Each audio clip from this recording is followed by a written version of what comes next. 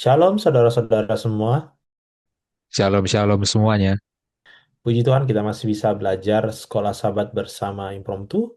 Dan kita masuk di pelajaran ke-10 dengan judul Sempurna dalam Kristus. Untuk mulai pelajaran kita, saya minta Mas Yansen untuk pimpin kita dalam doa. Ya, mari kita berdoa. Bapa di surga, Engkau sungguh baik. Engkau memberikan kepada kami kesehatan. Engkau memberikan kepada kami waktu. Biarlah kami manfaatkan dengan sebaik-baiknya untuk mempelajari firman-Mu dengan serius, dengan seksama. Tuntunlah kami agar kami bisa mengerti maksudnya, memahami doktrin yang benar, dan mempraktekannya dalam kehidupan kami. Berkatilah kami yang berbicara agar kami tidak bertentangan dengan firman-Mu. Berkati juga semua yang belajar bersama kami. Kami mohon ampunilah segala dosa dan kesalahan kami. Kami berdoa dalam nama Tuhan Yesus yang telah menebus kami dari dosa. Amin. Amin. Oke, monggo. Iya, jadi di seluruh Kolose pasal 2 ya, tema yang akan kita bahas adalah ajaran sesat yang beredar di jemaat Kolose. Itu ya. Kita langsung mulai dengan membaca Kolose 2 ayat 1.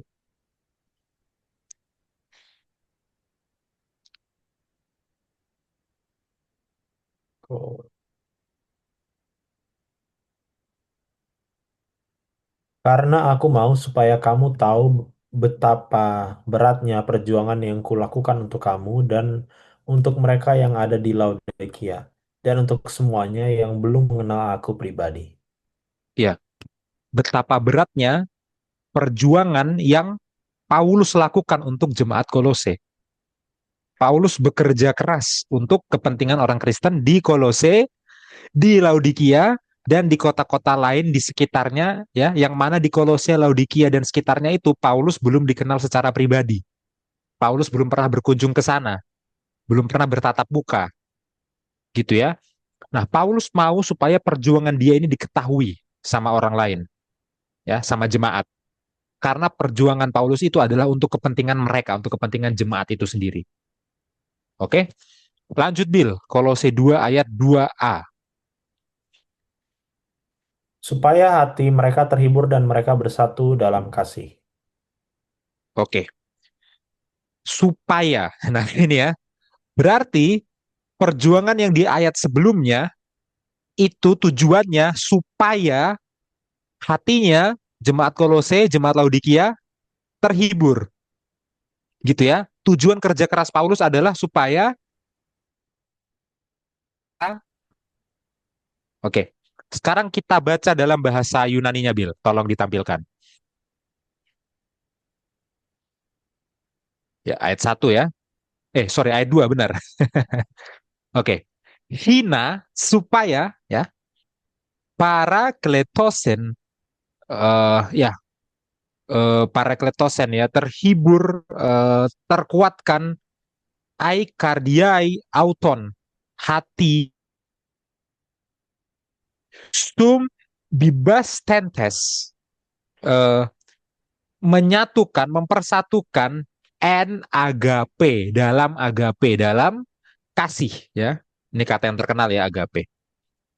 Oke, disclaimer ya, saya belum bisa bahasa Yunani, level kefasihan saya masih pra-pemula, pemula saja belum, jadi butuh banyak masukan ya, secara pronunciation, secara pemahaman grammar, secara bagaimana penerjemahan yang tepat ya, masih butuh banyak masukan.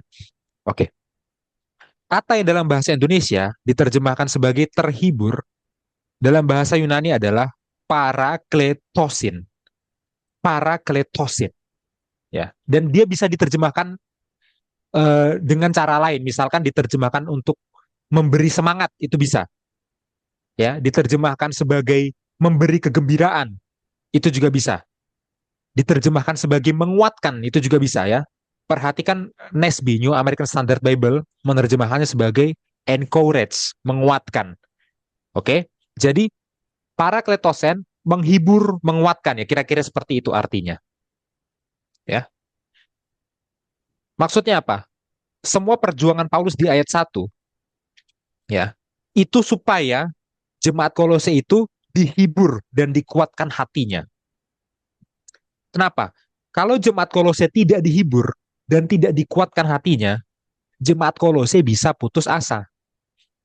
Ya, kalau jemaat Kolose putus asa, jemaat Kolose bisa cenderung tergoda untuk mencari jawaban di tempat lain yang lebih menarik dari pengajar A, pengajar B yang mungkin bisa memberikan mereka kekuatan menurut mereka, ya. Jadi orang-orang yang putus asa itu cenderung tergoda terhadap ajaran sesat. Itu poinnya. Maka Paulus butuh menghibur mereka, menguatkan mereka supaya mereka tidak putus asa, tidak mencari kekuatan di tempat lain, tidak mencari jawaban di tempat lain dan tidak tergoda terhadap ajaran sesat. Itu poinnya, ya. Ya. Dan perhatikan ya, Paulus lebih memilih menguatkan daripada mencela jemaat Kolose. Ya. Paulus memang sering menegur, betul, sering menegur, tapi Paulus tidak pernah mencela. Itu beda ya, menegur dan mencela. Dan memang secara alamiah ya, manusia itu akan merespon lebih baik kalau mereka itu dikuatkan, di-encourage daripada kalau mereka dicela. Dan itu yang Paulus lakukan, teladan itu yang Paulus lakukan. Ya, dengan kenyataan jemaat Kolose ini sedang diserang ajaran sesat, Paulus bukannya apa mencela mereka, menghardik mereka, bukan. Paulus malah kalau kita baca di Kolose 2 ayat 5 nanti, Paulus malah secara terbuka menyebutkan, menegaskan kelebihan mereka apa di ayat 5. Ya. Oh, jemaat Kolose itu imannya kuat. Secara terang-terangan Paulus bilang, jemaat Kolose imannya kuat. Ya, dan dipuji iman yang kuat itu. Oke? Jadi yang Paulus lakukan ya, bukannya mencela tapi justru menegaskan kebenaran yang sudah mereka perjuangkan itu supaya mereka semakin semangat. Gitu ya. Itu. Nah, bagaimana aplikasinya terhadap jemaat kita di zaman modern ini? Ya. Gereja itu harusnya menjadi tempat harapan, ya kan? Tempat apa tadi? Penghiburan, tempat kekuatan, encouragement bertumbuh. Ya kan? Kalau kita punya pertumbuhan di hidup kita, harusnya orang lain yang melihat itu akan menghibur, menguatkan, mengencourage, ya, bukannya malah mencela atau iri, ya. Begitu juga sebaliknya kita ke orang lain. Betapa sering akhirnya jemaat itu ya jatuh ke ajaran sesat, utama bukan alasan teologis awalnya. Awalnya itu jatuh ke ajaran sesat karena kurang support sama lain, karena kurang menghibur satu sama lain, karena kurang kan satu sama lain, karena kurang encourage satu sama lain. Oh iya, jangan kita pikir semua bermulanya itu langsung enggak dari sakit ya. Tips pertama menanggulangi ajaran sesat ala Paulus, encourage hatinya, kuatkan hatinya. Ya, sekarang kita di dunia yang berat, dunia yang sehari-harinya penuh keputusasaan. Ya. Waktu bisa memberikan hiburan, penghiburan kekuatan itu ya. Di situ eh, tameng terhadap ajaran sesat justru akan kuat. Ya, itu yang pertama. Oke. Kemudian ada satu kata lain yaitu sumbibas. Sun, ya. Ini yang diterjemahkan dalam bahasa Indonesia sebagai bersatu. Bersatu. Tapi bukan sekedar bersatu. Lengkapnya adalah sun bibas tentes en agape. Bersatu dalam agape, bersatu dalam kasih. Oke? Jadi persatuan itu terjadinya karena apa? Karena kasih. Ya. Nah, sangat menarik kalau Paulus mengawali perikopnya tentang ajaran sesat diawali dengan kasih. Kunci awalnya kasih. Oke, lanjut Bill. Kolose 2 ayat 2b. Sehingga mereka memperoleh segala kekayaan dan keyakinan, pengertian, dan mengenal rahasia Allah, yaitu Kristus. Oke, ada satu kata yang cukup tricky ya, yaitu kata kekayaan. Oke, di sini kekayaannya bukan dalam arti kiasan. Sorry, bukan dalam arti sesungguhnya, tapi dalam arti kiasan. Ya, kekayaan dalam hal ini dihubungkan dengan kata pengertian. Ya, jadi maksudnya adalah kekayaan pengertian. Ya, nah ini menarik ya. Paulus mendefinisikan kekayaan di sini bukan hanya masalah uang atau benda, tapi pengertian itu sendirilah kekayaannya. Ya kan? Oke. Kemudian ada juga keyakinan pengertian ya. Jadi yang pertama kekayaan pengertian, yang kedua keyakinan pengertian. Maksudnya, kalau pengertian kita ini sudah kaya, maka kita menjadi yakin. Ya kan gitu ya, alur logikanya ya. Nah, lalu pengertiannya dalam hal apa? Dalam hal apa? Tinggal kita baca kalimat selanjutnya. Pengertiannya adalah dalam hal mengenal rahasia Allah. Pelajaran pekan lalu. Apa itu rahasia Allah? Rahasia Allah adalah Kristus. Ya, Kristus. Kristuslah yang menyatakan rahasia Allah itu yang di abad-abad sebelumnya tersembunyi. Itu kita sudah pelajari ya. Oke. Nah, sekarang mari kita bandingkan ayat ini dengan bahasa Indonesia masa kini, BIMK ya. Tolong ditampilkan Bill, dan sebelum Bill baca, saya mau jelaskan bahwa BIMK itu bukanlah terjemahan Alkitab yang literal, harafiah, kata per kata. Bukan, ya.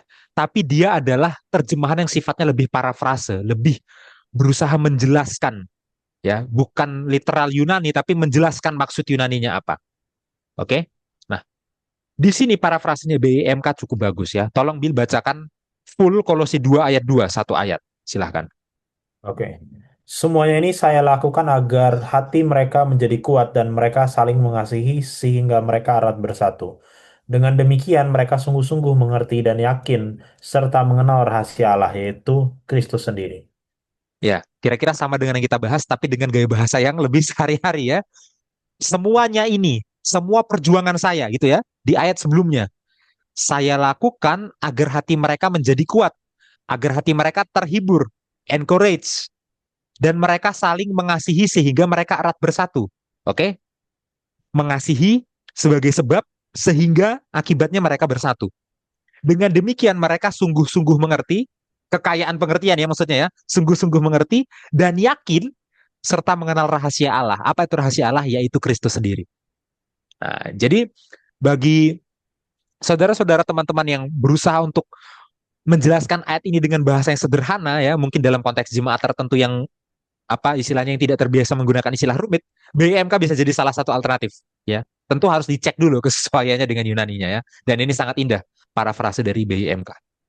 Oke, lanjut Bill. Sebelum Bill kasih tanggapan, satu ayat lagi, Kolose 2 ayat 3.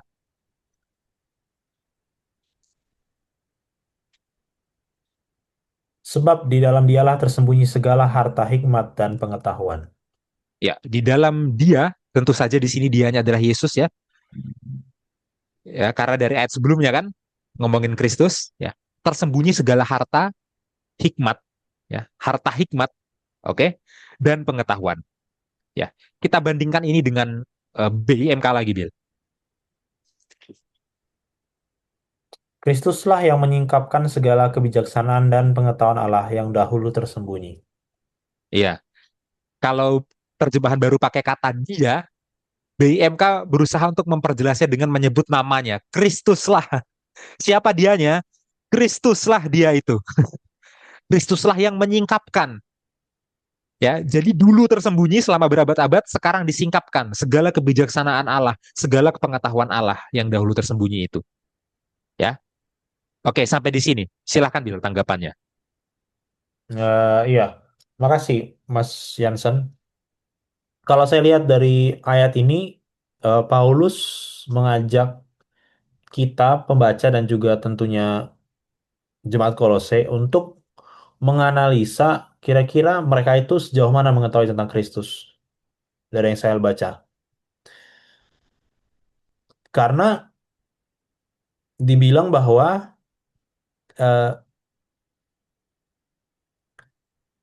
pertentangan yang ada sekarang karena ajaran sesat itu timbul. Tadi ada beberapa alasannya yang saya lihat waktu Mas Yansen jelaskan bahwa mungkin bisa saja karena mereka merasa frustasi gitu kan, sehingga Paulus menguatkan mereka Tetapi jauh di dalam itu, menurut saya, kefrustasian mereka, kefrustasian apa?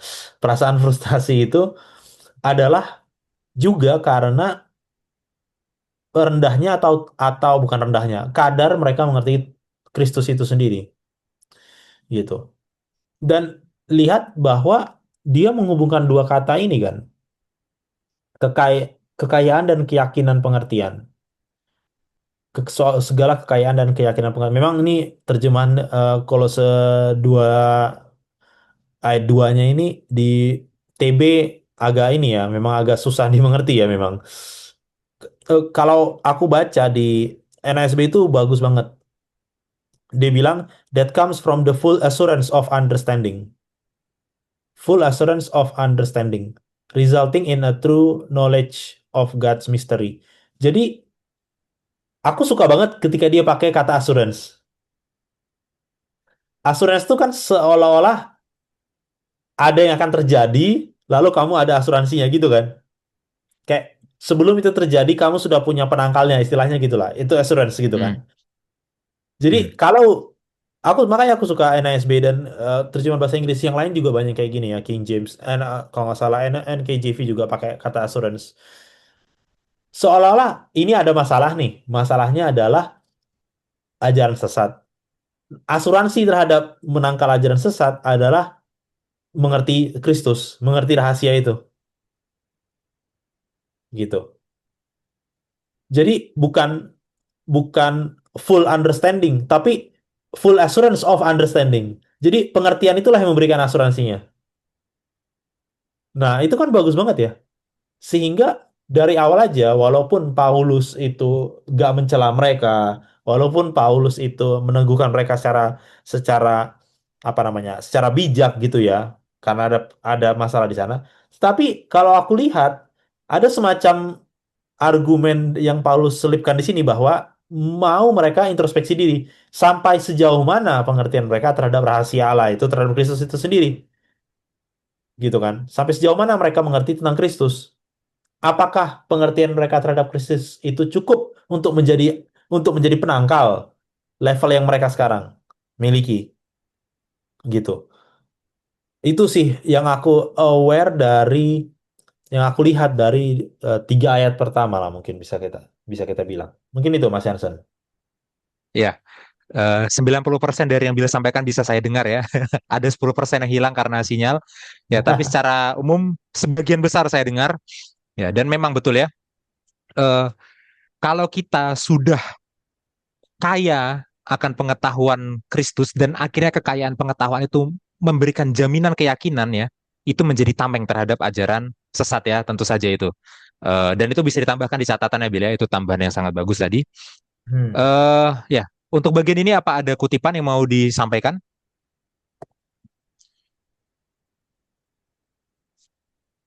Sampai sini belum? Kutipan belum ya? Oke, setelah selesai mencatat kita langsung lanjutkan ke Kolose 2 ayat 4 sampai 5 ya. 45. Hal ini kukatakan supaya jangan ada yang memperdaya kamu dengan kata-kata yang indah.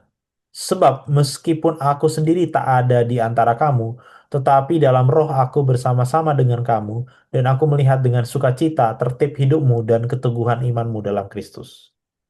Ya, ini yang saya maksud tadi ya di ayat 5 ya.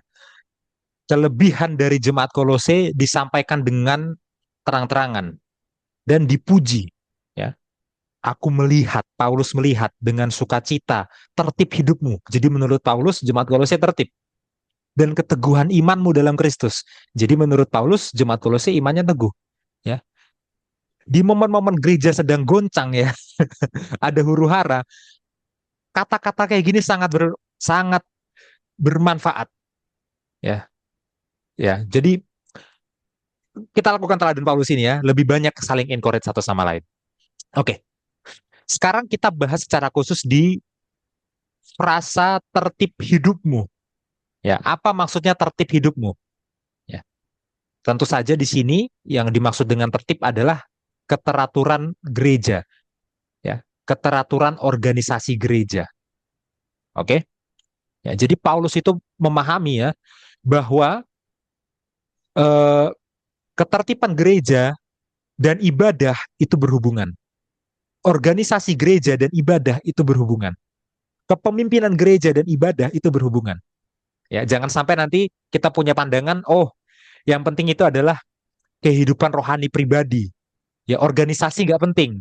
Ya, memang organisasi itu tidak mutlak benar. Yang mutlak benar hanyalah Alkitab sebagai satu-satunya sumber doktrin yang mutlak dan tidak dapat salah, betul. Ya, tapi gereja itu juga punya otoritas, ya, dan organisasi gereja itu penting, ya. Ketertiban gereja itu penting.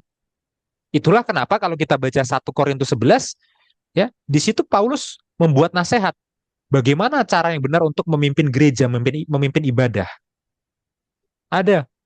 Kalau kita baca surat-surat pastoral misalnya, 1 Timotius, 2 Timotius, Titus, ya. Di situ Paulus inti nasihatnya adalah tentang organisasi gereja, ya, tentang bagaimana memilih pemimpin gereja, gitu ya. Dan ini berhubungan dengan cara menangkal ajaran sesat, ya. Untuk menangkal ajaran sesat butuh gereja yang tertib, butuh gereja yang organisasinya baik, butuh gereja yang pemimpinnya baik. Bukan hanya permasalahan individu ajaran sesat itu, ya. Butuh pemimpin penatua, ya, yang mengerti kebenaran Alkitab, menghormati kebenaran Alkitab, dan mengajarkan kebenaran Alkitab. Ya, kalau pemimpinnya melakukan itu, maka jemaatnya akan mengikuti kebenaran Alkitab dan terlindung dari ajaran palsu. Ya, nah, jadi ajaran sesat bukan hanya masalah pribadi, tapi harus ada satu upaya di jemaat itu membuat sebuah sistem pengajaran, ya, dalam organisasi yang melindungi jemaat dari ajaran sesat. Gitu ya. Oke, sampai di sini Bill, silahkan tanggapannya.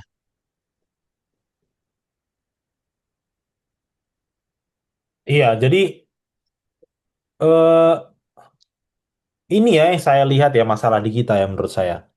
Hmm, Masalah di kita. Bahwa kita pikir bahwa ini saya harus berhati-hati ngomongnya. Tapi maksudnya gini, oke, oke, anggaplah saudara nggak kenal saya dan saya nggak kenal saudara. Memang saya nggak kenal saudara, gitu ya. Tapi maksudnya seperti ini. Kadang-kadang, kadang-kadang, kalau saudara kita itu misalnya ada tendensi dia dia percaya ajaran sesat gitu ya, atau dia let's say ajaran sesat bukan ajaran ya aku berani bilang ini ajaran sesat, let's say ajaran sesat bilang bahwa Roh Kudus itu bukan Tuhan, oke. Itu saya pastikan hmm, ajaran sesat, oke. Bilanglah ada orang yang ngomong kayak gitu di gereja kita, Roh Kudus itu bukanlah Tuhan gitu, dia hanyalah kuasa dari Allah Bapa bla bla bla. Ambillah itu satu. Nah, biasanya biasanya yang kita sering lakukan adalah kita kayak berpikir bahwa oh itu orangnya kurang belajar. Jadi kayak ada hmm, kalau itu masalah ajaran sesat berarti itu masalah dia gitu loh, kayak oh dia aja kurang belajar itu hmm, makanya itu karena dia sering nonton YouTube yang aneh-aneh. Kita pikirnya kayak gitu. Jadi kalau ada masalah kita pikir oh ini salah, ini memang dianya, ngerti kan? Kita limpahkan itu ke kapasitas pribadinya gitu. Jarang kita kayak hmm, berpikir kenapa dia bisa seperti ini dan kenapa orang yang seperti ini, apalagi misalnya yang punya pandangan itu adalah orang yang aktif di gereja. Orang yang aktif bisa punya pandangan seperti itu. hmm, Kenapa? Gitu ya. Dan dia tidak punya konflik sama satu dua orang, dia nggak punya masalah, let's say gitu ya. Tapi kenapa dia bisa hmm, percaya seperti itu? Berarti kan ada yang salah dari cara kita belajar, ada yang salah dari cara kita mengajarkan, ada yang salah dari hmm, cara kita menginformasikan hal yang benar. Nah, itu kan bukan bukan lagi individu, itu kan ada sistem. hmm, Nah, kita jarang berpikir kayak gitu loh. Dari pemain kita pikir kayak oh itu karena orangnya aja suka nonton YouTube aneh-aneh gitu. Kita sering kayak gitu, menghakimi kayak gitu, tapi jarang kita berpikir gimana ya caranya supaya guru-guru sekolah sahabat atau siapapun yang mengajar itu punya pemahaman yang benar sehingga yang dia keluarkan itu benar sesuai Alkitab. Saya dulu atau kecil saya selalu ingat ada yang namanya persekutuan guru-guru sekolah sahabat. Di hmm. tempatmu ada nggak ya? Dulu atau kecil?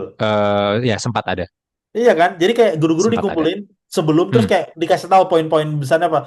Aku nggak tahu kenapa sekarang udah nggak ada lagi. Aku udah lihat banyak gereja, aku udah ke banyak gereja dan aku jarang sekali melihat itu. Padahal kalau mereka nggak punya satu suara yang sama terhadap doktrin kan berbahaya kan jadinya. Jadi pembahasan di sekolah sahabat pun menjadi liar. Nah, bukan berarti orang nggak boleh punya pandangan, tetapi sistem ini yang harus kita buat itu kan maksudnya. Hmm. Mungkin itu yang aku bisa tambahkan Mas Hansen. Gimana menurutmu? Iya, ya coba kita tanyakan ke para penonton ya, apakah di jemaat masing-masing sudah ada ketertiban organisasi yang baik untuk mengajarkan doktrin yang benar, atau memang jemaat tidak membuat sama sekali sistem untuk mengajarkan doktrin yang benar, Hmm, ya, sehingga kita nggak tahu jemaat akan dapat ajaran dari mana. Ya, tentunya iya. kalau gereja tidak mengajarkan jemaatnya, ya pihak lain akan mengajarkan Ya orang jemaatnya. lain. Orang lain akan mengajar jemaat ya. Nah, itu coba kita tanyakan ke penonton di jemaat masing-masing ya. Hmm. Oke, apa ada kutipan untuk bagian ini? Ah, belum. Belum ada. Oke, lanjut Bill ayat 6 sampai 7. Oke. Kamu telah menerima Kristus Yesus, Tuhan kita, karena itu hendaklah hidupmu tetap di dalam Dia. Hendaklah kamu berakar di dalam Dia dan dibangun di atas Dia. Hendaklah kamu bertambah teguh dalam iman yang telah diajarkan kepadamu, dan hendaklah hatimu melimpah dengan syukur. Oke, ya. Perhatikan, kamu telah menerima Kristus Yesus. Oke. Jadi sebagai orang Kristen, apa yang kita terima? Yang kita terima sebenarnya bukan ajaran ya. Yang kita terima adalah seseorang ya, yang namanya adalah Yesus. Oke, sekali lagi ya. Menjadi Kristen itu artinya menerima Yesus, bukan menerima seperangkat ajaran. Tapi tidak mungkin menerima Yesusnya tanpa menerima ajarannya, gitu ya. Jadi jangan juga nanti ada orang yang berkelit waktu orang ini mempercayai ajaran sesat, orang ini akan bilang, yang penting kan terima Yesusnya, tidak penting ajarannya. Betul, yang kita terima adalah Yesusnya, ya. Kita bukan menerima ajaran, menerima Yesus, tapi menerima Yesus tidak mungkin terpisah dari ajarannya. Itu jelas sekali, ya. Ya, baca aja Matius 28 ayat 19 sampai 20 ya. Itu kan termasuk ajarannya di situ termasuk ya. Itu. Itu yang pertama. Yang kedua, di sini orang Kristen di ayat 7 ya, disimbolkan sebagai tanaman, ya, berakar di dalam Yesus, ya. Berarti eh, Yesus ini seperti tanah, ya, yang di dalamnya ada zat hara. Oke, tanaman itu dapat makan itu ya dari unsur di tanah. Kita sebagai tani kita, doktrin kita harus didapat dari Yesus. Makanya kita berakar di dalam Dia. Ya. Yang kedua, selain perumpamaan tanaman, ada perumpamaan bangunan. Itu yang mungkin kita miss ya. Hendaklah kamu berakar di dalam Dia. Itu kan tanaman. Dan dibangun di atas Dia. Itu bukan tanaman lagi, itu bangunan. Jadi dua perumpamaan sekaligus digabung jadi satu. Sekarang apa signifikansinya perumpamaan bangunan? Perhatikan kata dibangun. Kata dibangun itu berarti masih proses. Ini yang menarik. Dibangun masih proses. Artinya apa? Bersama Yesus itu prosesnya akan terus-menerus berlangsung, ya. Akan terus-terus sepanjang kekekalan,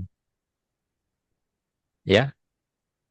Kebanyakan kita merasa kita ada di titik maksimal dalam perjalanan rohani kita. Ya, doktrin sudah paham, ya. Jabatan di gereja sudah, pelayanan sudah kemana-mana. Ini dari titik maksimal. Ya, tentang doktrin, apalagi yang saya pelajari. Saya sudah ngerti 28-28-nya, ya kan? Apalagi bisa bertambah dari pemahaman Alkitab saya, karena kita merasa kita sudah selesai, padahal menurut ayat ini dibangun dan dibangun, masih berproses. Kalau saudara menganggap saya ngarang, baca saja kalimat selanjutnya, hendaklah kamu bertambah teguh. Ada kata bertambah, berarti dia belum selesai kalau masih bertambah. Ya, dalam iman yang telah diajarkan. Perhatikan, imannya sudah diajarkan, bukan belum diajarkan. Sudah diajarkan, sudah pernah tahu, tapi masih bisa bertambah. Mindset kita adalah kalau sudah pernah belajar, Oh, udah pernah itu dulu aku belajar, nggak mau belajar lagi. Dipikirnya nggak bisa bertambah lagi kalau udah pernah belajar dulu. Ya, dan hendaklah hatimu melimpah dengan syukur. Oke, lanjut Bil, ayat 8.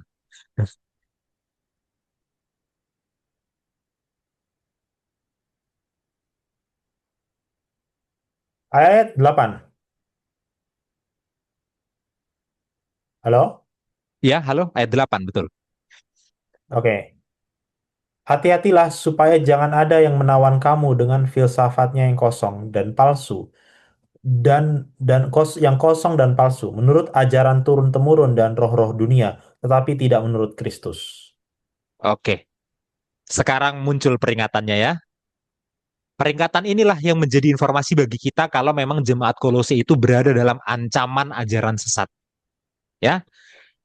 Dan perhatikan di situ, ajaran sesatnya disebut sebagai filsafat yang kosong dan palsu, ya. Nah, ada orang yang baca ayat ini dan bilang tidak boleh belajar filsafat ya. Ada yang mengarahkannya ke situ. Ya, tentu saja itu salah ya. Kita boleh belajar filsafat, tapi tidak boleh belajar, bukan, tidak boleh percaya filsafat yang kosong dan palsu. Filsafat yang kosong dan palsu itu apa? Filsafat yang bertentangan dengan ajaran Kristus. Ya, itu yang tidak boleh. Oke? Tolong Bill dibacakan bahasa Yunaninya.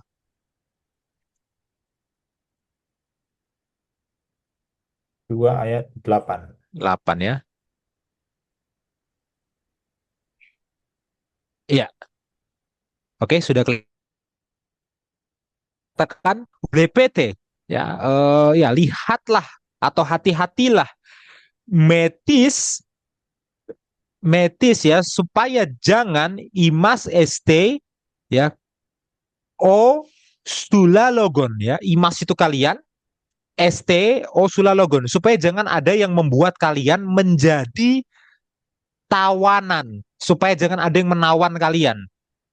Nah, kata sulagogon, sorry, bukan sulalogon, sulagogon itu selain bisa diterjemahkan sebagai tawanan, bisa juga diterjemahkan sebagai memperbudak, memperbudak ya.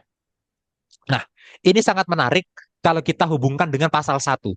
Di Kolose 1 ayat 13 dikatakan jemaat Kolose itu sudah dilepaskan dari perbudakan. Jemaat Kolose sudah dilepaskan dari kuasa kegelapan dan sudah dibebaskan menuju kerajaan Kristus. Sekarang filsafat yang kosong dan palsu ini mau memperbudak mereka lagi. Ya, ibarat sudah keluar dari penjara, mau dibawa ke penjara lagi. Ya, sudah keluar dari perbudakan dosa, mau diperbudak lagi dengan ajaran sesat. Ya, gitu. Jadi eh, masalahnya adalah bukan hanya belajar filsafatnya enggak, tapi diperbudak, ditawan, mempercayai filsafat yang tidak sesuai dengan ajaran Kristus. Itu poinnya. Ya, seperti itu. Oke, sampai di sini Bill. Sebelum kita lanjut ke detail ajaran sesatnya ya, di ayat-ayat selanjutnya, silakan kasih tanggapan. Ya, ini ada satu kutipan dari God's Amazing Grace, halaman 197.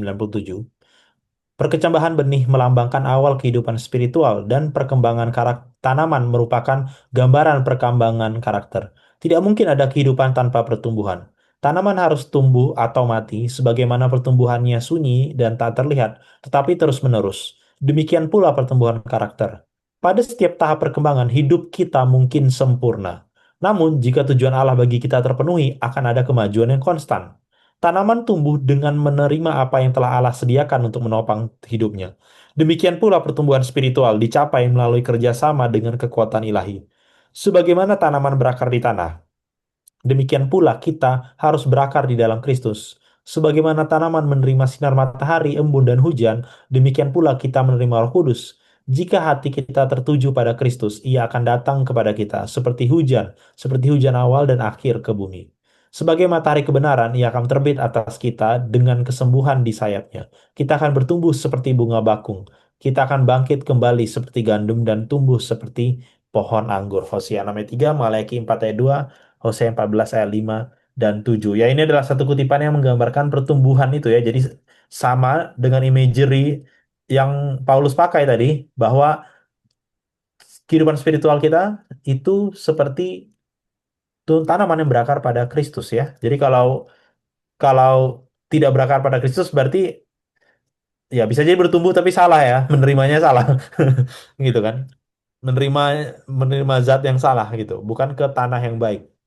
Mungkin itu, Mas Hansen. Oke, kita lanjutkan Bill, Kolose 2 ayat 11. Oke. Di dalam Dia kamu telah disunat, bukan dengan sunat yang dilakukan oleh manusia, tetapi dengan sunat Kristus yang terdiri dari penanggalan akan tubuh yang berdosa. Ya, perhatikan ya. Ini ajaran sesat salah satunya adalah tentang sunat, ya. Jadi di Kolose ada orang-orang yang mewajibkan sunat untuk orang Kristen, ya kan? Pertanyaannya, apakah sunat itu wajib? Ya, kita tinggal baca saja Kisah Para Rasul pasal 15. Ya, di Kisah Para Rasul pasal 15, Paulus dan para rasul yang lain sudah berdiskusi dalam Konsili Yerusalem. Mereka mempelajari Alkitab dan berdiskusi di sana, dan mereka sampai pada satu kesimpulan bahwa sunat itu tidak wajib bagi orang percaya. Ya, orang non Yahudi yang mau menjadi orang percaya tidak harus sunat dulu baru bisa bergabung menjadi orang percaya. Itu ya. Dan perhatikan di situ sunat yang dilakukan oleh manusia diperlawankan dengan sunat Kristus. Ya, jadi ada sunat yang dilakukan oleh manusia, sunat fisik ya, seperti yang kita tahu, tapi ada sunat Kristus. Sunat Kristus ini apa? Kalau kita baca di surat Roma pasal 2, sunat Kristus ini maksudnya sunat hati. Oke? Jadi kalau sunat badan itu yang dipotong itu kulit katan, kalau sunat hati yang dipotong itu adalah keburukan-keburukan itu yang dipotong, ya. Jadi bagi orang Kristen, bagi orang percaya, tidak ada kewajiban sunat daging, yang wajib adalah sunat hati. Tapi siapa yang melakukan sunat hati itu? Kristus yang melakukan sunat hati itu. Makanya disebut sunat Kristus. Ya, maksudnya apa? Keselamatan bukan oleh sunat tapi oleh Kristus, itu maksudnya. Ya, itu. Oke, lanjut Bill. Kolose 2 ayat 12 dan 13.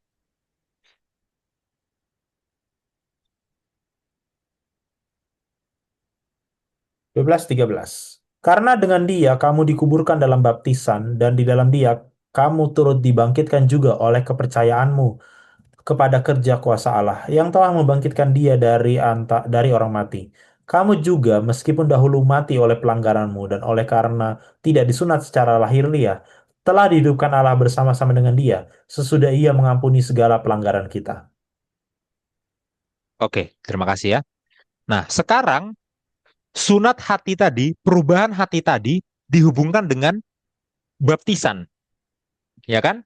Apa hubungannya? Baptisan itu adalah simbol perubahan hidup, ya kan?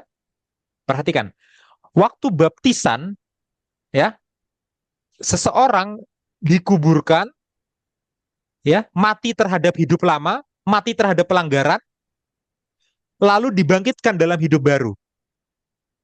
Sekali lagi, baptisan itu melambangkan seseorang yang dikuburkan, mati dalam hidup lamanya, dan bangkit dalam hidup baru, meninggalkan hidup lama pelanggarannya.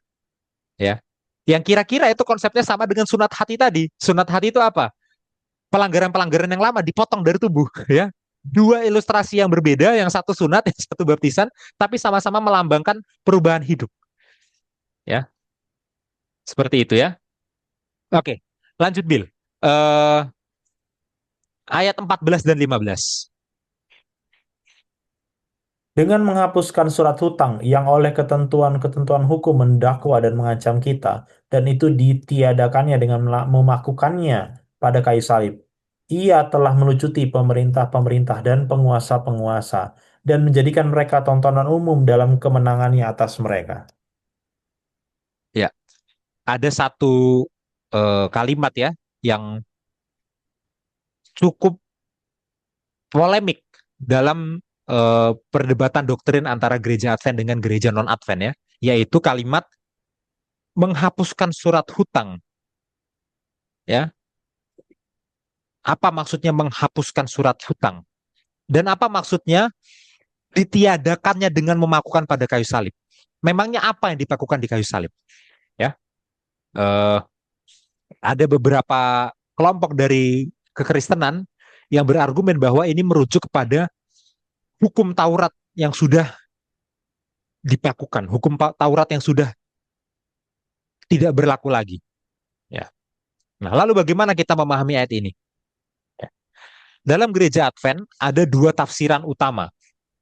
Oke, tafsiran yang pertama itu memahami surat hutang itu sebagai daftar tuduhan yang mendakwa kita, daftar tuduhan yang mau menghukum kita. Itu surat hutang. Oke, jadi sederhananya gini, kita ini manusia berdosa, ya, dosa kita itu banyak. Nah, surat hutang ini adalah daftar tuduhan terhadap dosa-dosa kita yang mengharuskan kita itu dihukum mati, ya. Dan itu dipakukan di kayu salib. Artinya apa? Semua dakwaan terhadap kita, terhadap dosa-dosa kita yang mengharuskan kita dihukum itu sudah dipakukan di kayu salib, sudah ditebus oleh Yesus. Oke? Itu tafsiran pertama. Tafsiran yang kedua, ada juga yang bilang bahwa surat hutang ini merujuk kepada hukum upacara. Ada juga yang bilang begitu. Ya, jadi apa yang dipakukan di kayu salib itu, yang dipakukan kayu salib itu adalah hukum upacara, maka hukum upacara sudah tidak berlaku lagi. Oke? Nah, penulis sekolah sahabat kita ya mengambil posisi bahwa surat hutang ini ya dan ketentuan-ketentuan hukum itu merujuk kepada hukum upacara. Oke, jadi penulis sekolah sahabat kita Clinton Wahlin mengambil posisi yang kedua. Ya, apa alasannya kenapa dia bisa mengambil posisi yang kedua? Alasannya ada di surat Efesus, ya, ada di surat Efesus.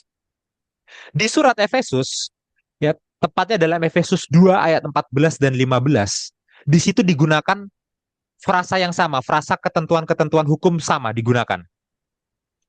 Dan di situ frasa ketentuan-ketentuan hukum merujuknya kepada hukum upacara. Oke, jadi dengan membandingkan dengan surat Efesus, penulis sekolah sahabat kita memahami ketentuan-ketentuan hukum ini sebagai hukum upacara. Ya, tapi saya rasa uh, kalau ada yang memahaminya sebagai tafsiran pertama bahwa surat hutang ketentuan-ketentuan hukum ini adalah dakwaan terhadap kita, itu juga sebenarnya masuk akal secara eksegetis ya. Ya, jadi di sini saya tidak mau dogmatik mengambil satu posisi khusus, saya membebaskan kita untuk mau mengambil posisi yang mana karena dua-duanya plausibel. Oke? Gitu ya. Nah, yang jelas yang jelas surat hutang dan ketentuan-ketentuan hukum yang ditiadakan dan dipakukan di kayu salib itu tidak mungkin merujuk kepada 10 hukum. Sekali lagi, yang jelas entah posisi pertama atau posisi kedua, yang jelas surat hutang ketentuan-ketentuan hukum tidak mungkin merujuk kepada 10 hukum. Ya. Kenapa? Kita tinggal baca di pasal selanjutnya. Kolose 3 ayat 5 sampai 9. Dan itu akan kita pelajari pekan depan. Tenang aja, ya. Dalam Kolose 3 ayat 5 sampai 9, di situ ada daftar kebaikan dan keburukan. Oke? Perhatikan di pelajaran pekan depan kita akan baca bahwa kebaikan-kebaikan yang didaftarkan di sana itu adalah hal-hal yang sesuai dengan 10 hukum. Kalau sesuai dengan 10 hukum berarti baik. Lalu keburukan-keburukan yang didaftarkan di sana itu berarti adalah pelanggaran terhadap 10 hukum. Kalau melanggar 10 hukum berarti buruk. Mana mungkin di pasal 2 Paulus bilang 10 hukum sudah tidak berlaku, kemudian di pasal 3 Paulus bilang, oh yang baik adalah sesuai 10 hukum, yang buruk adalah melanggar 10 hukum. Mana mungkin? Nggak masuk akal. Kalau itu benar-benar terjadi, berarti pasal 2 bertentangan dengan pasal 3. Ya, jadi dari surat Kolose sendiri kita bisa tahu kalau 10 hukum tidak dibatalkan. Dan poin ini bukan hanya orang Advent yang bisa mengerti itu. Saya kasih satu pakar ke kita semua ya. Namanya adalah David Pau. David Pau. Dia adalah seorang Chinese American, ya. Dia ini adalah pakar perjanjian baru dan PhD-nya itu dari Harvard, S3 teologi dari Harvard, ya. Dan David Pau ini non Advent, ya, dia dari Protestan Evangelikal. Secara khusus dia itu dari eh saya lupa, pokoknya ada satu gereja Chinese American, gereja suku di Amerika, ya. Mungkin kalau di Indonesia kayak HKBP untuk orang Batak gitu. Nah, di situ kayak gereja Cinanya orang Chinese American. Nah, dia pendeta di situ. Ya, dan dalam komentarnya terhadap surat Kolose, ya, dia sendiri melihat bahwa 10 hukum tidak mungkin dibatalkan. Ya, kalau 10 hukum dibatalkan bertentangan dengan Kolose 3, dia sendiri bisa melihat itu. Ya, jadi mau Advent ataupun non Advent, kalau belajar Alkitab dengan teliti, ya, belajar Alkitab dengan hati dan pikiran yang terbuka, kita bisa paham kok kalau 10 hukum itu tidak dibatalkan. Ya. Oke, sampai di sini dulu, Bill. Sebelum kita secara spesifik membahas Sabat di ayat selanjutnya, ya. Apa ada tanggapan, Bill, sampai sini? Iya, saya rasa nggak ada tanggapan yang gimana ya, karena ini sudah sangat jelas, saya rasa. Jadi kita bisa lanjut aja. Ya, ngomong-ngomong David Pau itu pakai O, ya, Pau. Ya, Oh, ya, ya. Bukan PAO. oh my, ya very Chinese. Oke, Oke. ya. Ya, nama Cina, ya. Dia Chinese American. Oke. Ya, Bill, langsung saja Kolose 2 ayat 16 sampai 17. Karena itu janganlah kamu biarkan orang menghukum kamu mengenai makanan dan minuman atau mengenai hari raya, bulan baru ataupun hari Sabat. Semuanya ini hanyalah bayangan dari apa yang harus datang, sedang wujudnya ialah Kristus. Oke, kita sampai di ayat ini, ya. Dan saya yakin bagi saudara-saudara yang sering berdialog dengan teman-teman Kristen yang non-Advent, pasti akan sering ditanyai ayat ini, ya. Karena ayat ini sering dijadikan bukti bahwa hari Sabat itu sudah batal, ya, sudah batal. Nah, sekarang kita baca ayat 17. Di ayat 17 dikatakan, semuanya ini, termasuk hari Sabat di sana kan, semuanya ini hanyalah bayangan. Hanyalah bayangan dari apa yang harus datang. Pertanyaannya, ya, apakah mungkin Sabat itu adalah bayangan dari apa yang harus datang? Ya kan? Contoh, misalkan upacara korban. Upacara korban adalah bayangan terhadap kematian Yesus. Upacara korban adalah bayangan terhadap apa yang harus datang. Itu betul. Lalu kita misalkan bilang Hari Raya Paskah. Hari Raya Paskah adalah bayangan terhadap Yesus yang akan disalibkan sebagai domba Paskah. Hari Raya Paskah adalah bayangan terhadap apa yang harus datang. Itu betul. Tapi apakah Sabat itu bayangan terhadap apa yang harus datang? Tidak, tidak. Ya, Sabat itu bukanlah lambang yang digenapi oleh kematian Yesus, ya. Karena Sabat itu sudah ada bahkan sebelum dosa ada, ya. Manusia itu kan butuh bayangan berupa upacara dan lain sebagainya, butuh bayangan untuk menjadi simbol yang mengingatkan terhadap penebus yang akan datang kan di perjanjian lama kan. Nah, kalau manusia belum berdosa, maka manusia belum butuh bayangan itu. Paham maksudnya? Nah, Sabat ini sudah ada sebelum manusia berdosa. Jadi Sabat tidak mungkin menjadi bayangan terhadap penebusan Kristus. Ya kan? Tidak mungkin. Dan kalau kita lebih dalam ke hukum Sabat, ya, di hukum hari Sabat kan ada larangan bekerja. Ya kan? Larangan bekerja. Nah, larangan bekerja di hari Sabat itu kan terpisah dari sistem upacara. Terpisah dari sistem upacara. Iya, kalau sistem upacara di dalamnya memang ada korban yang itu adalah bayangan terhadap apa yang akan datang, bayangan terhadap pengorbanan Kristus. Ya kan? Tapi Sabat, ya, perintah jangan bekerja ini kan bukan bukan sebuah sistem upacara yang menjadi lambang terhadap apa yang akan datang. Bahkan faktanya tidak bekerja pada hari Sabat itu dilakukan oleh Tuhan sendiri di Kejadian pasal 2 waktu penciptaan. Gitu ya. Jadi jelas ya. Nah, lalu pertanyaan lanjutannya begini. Kalau memang Sabat itu bukan bayangan, bagaimana dengan upacara-upacara lainnya di Perjanjian Lama? Apa yang bisa membuat kita yakin bahwa itu adalah bayangan dan itu terpisah dari Sabat? Ya, cara paling gampangnya adalah kita buka Perjanjian Lama. Oke? Upacara-upacara ini ditulis daftarnya dengan cukup lengkap itu di Imamat 23. Ya, sekarang kita buka Bil Imamat 23, baca ayat 4-nya aja.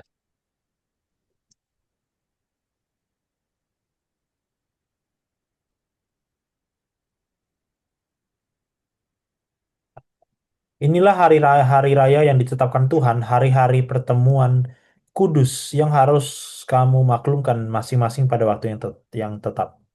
Ya, perhatikan ya. Jadi inilah daftar hari-hari raya yang harus kamu laksanakan. Ya kan? Lalu dimulai dengan ayat 5 itu Paskah, ya, kemudian ayat 6 hari raya roti tidak beragi, dan seterusnya seterusnya seterusnya semua hari raya nanti dikasih daftarnya di situ. Nah, tapi perhatikan, hari Sabat itu dipisahkan di ayat 1 sampai 3. Di ayat 1 sampai 3 berbicara tentang Sabat dan itu dipisahkan dengan yang di ayat 4 dan seterusnya. Makanya di ayat 4 dikasih pengantar lagi, ya. Harusnya kalau memang hari Sabat itu termasuk dalam hari raya eh, hukum upacara, harusnya pengantarnya ada di ayat 1. Inilah hari raya yang ditetapkan Tuhan di ayat 1, lalu Sabat, lalu Paskah, lalu hari raya roti tidak beragi dan seterusnya dan seterusnya. Tapi yang terjadi apa? Yang terjadi Sabat dulu terpisah, ya. Baru ayat 4, inilah hari raya baru masuk Paskah, hari raya roti tidak beragi dan seterusnya dan seterusnya. Oke? Itu sudah menjadi sebuah tanda bagi kita bahwa hari Sabat ini terpisah, ya. Kalau hari raya Yahudi yang lainnya yang ada di Imamat 23 ayat 4 dan seterusnya itu memang sudah tidak berlaku lagi, sudah digenapi oleh Kristus, ya. Jadi kita tidak perlu lagi melaksanakannya, tidak wajib lagi melaksanakannya. Tapi Sabat bukan seperti itu. Oke. Nah, pertanyaannya, apa saja perbedaan antara Sabat dengan hari raya yang lain ini? Ya. Pertama, ya seperti yang kita sudah bahas dari tadi. Hari raya yang lain ini adalah lambang terhadap apa yang akan datang, melambangkan pengorbanan Yesus. Ya, baik Paskah, hari raya roti tidak beragi dan selanjutnya, itu melambangkan pengorbanan Yesus.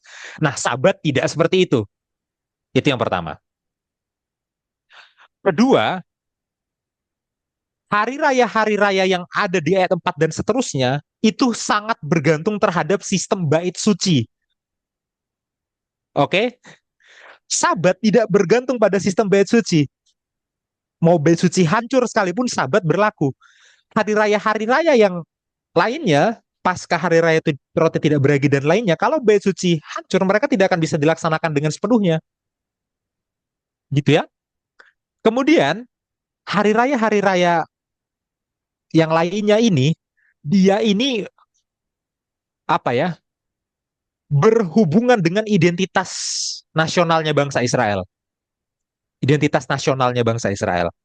Sementara, Sabat itu tidak berhubungan dengan identitas nasional bangsa Israel. Karena Sabat sudah ada sebelum bangsa Israel ada waktu penciptaan. Oke? Ya. Dan anggaplah kita sekarang mau merayakan Paskah, kemudian mau merayakan Shavuot, Shavuot itu Pentakosta, atau kita mau merayakan Sukot, hari raya pondok daun-daunan. Kalaupun sekarang kita mau merayakannya, kita tidak akan bisa merayakannya dengan sepenuhnya. Kenapa? Karena hari raya ini, sekali lagi seperti yang sudah saya bilang tadi, hari raya ini bergantung kepada bait suci. Ya, dalam hari raya ini sebenarnya ketentuannya adalah harus dirayakan dengan berziarah, dengan pergi ke bait suci. Dan di situ dipersembahkan korban. Sekarang tidak akan bisa dilaksanakan, ya, karena bait sucinya sendiri sudah hancur sejak tahun 70 Masehi. Ya, jadi bagaimana merayakan hari raya ini secara penuh itu tidak mungkin lagi. Gitu ya. Nah, dari sini saja kita sudah bisa tahu bahwa yang dimaksud dengan bayangan akan apa yang harus terjadi itu jelas bukan Sabat. Bukan Sabat mingguan seperti yang kita kenal gitu ya. Ya, tapi lebih ke hukum-hukum upacara. Ya, tapi pertanyaannya masih masih masih berlaku. Kalau bukan Sabat, kenapa ditulis Sabat? Itu kan pertanyaan yang lebih tekstual ya. Kalau memang Sabat itu secara kriteria tidak memenuhi syarat untuk menjadi sebuah lambang, sebuah bayangan, kenapa di situ tertulisnya hari Sabat di ayatnya sendiri? Ya, kita kembali lagi ke Kolose 2 ayat 16, kita baca bahasa Yunaninya. Ya, ya saya bacakan ya. Me ontis, ya, maka tidak ada seorang pun humas krineto yang bisa menghakimi kalian atau yang bisa menjadi hakim kalian. And vrosei dalam hal makanan-makanan, ya, hen posei atau dalam minuman, hen merei ester, ya, atau dalam merei ester estes, sorry bukan ester ya, eortes, sorry, eortes ya. Eortes itu adalah hari raya, ya. Eortes no Noumenias, Eortes he Noumenias. Ya, hari raya Noumenias itu bulan baru. Hari raya bulan baru he Sabaton atau hari Sabat.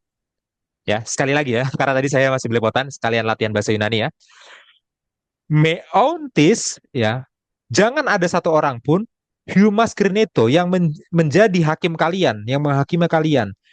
En vrose dalam makanan, en posei atau dalam minuman, en merei eortes atau dalam merei hari raya, noumenias atau bulan baru, sabaton atau sabat. Oke, sudah lebih baik daripada sebelumnya ya. Ya, maaf saya masih belum bisa bahasa Yunani ya. Oke, dari teks ini Bill, menurut Bill sendiri gimana Bill? Apa yang membuat Paulus menulis kata sabat di sini? Kalau memang sabat tidak cocok sebagai kriteria bayangan itu tadi. Sabat bukan bayangan, yang bayangan itu upacara. Tapi kenapa sabat tetap ditulis di sini? Ya, berarti ada sahabat lain yang adalah bagian dari hari raya, bulan baru, dan yang lain-lainnya. Oke, oke ya terima kasih Bill ya. Mungkin kalau secara umum orang Advent akan bilang sabat di sini merujuk kepada sabat tahunan, bukan sabat Hmm. mingguan. Ya, Iya, biasanya bilang begitu ya. biasanya Dan gitu. itu memang pandangan yang umum ya dalam gereja Advent. Ya, jadi sabat di sini itu bukan merujuk kepada sabat mingguan, tapi sabat tahunan, sabat yang termasuk dalam hukum upacara seperti yang Bill bilang tadi. Ya, dan pandangan itu bisa kita dapatkan di SDA Bible Commentary. Oke, di SDA Bible Commentary memang jelas sekali ya bahwa berpandangan bahwa sabaton di sini hanya merujuk kepada sabat tahunan, ya, hukum upacara bukan sabat mingguan. Oke, itu adalah salah satu plausible answer, ya. Itu adalah salah satu tafsiran yang plausibel, ya. Tapi izinkan saya memperumit kasusnya. Izinkan saya memperumit kasusnya. Oke. Tolong Bill kita buka perjanjian lama, ya. Kita buka Yehezkiel 45 ayat 17.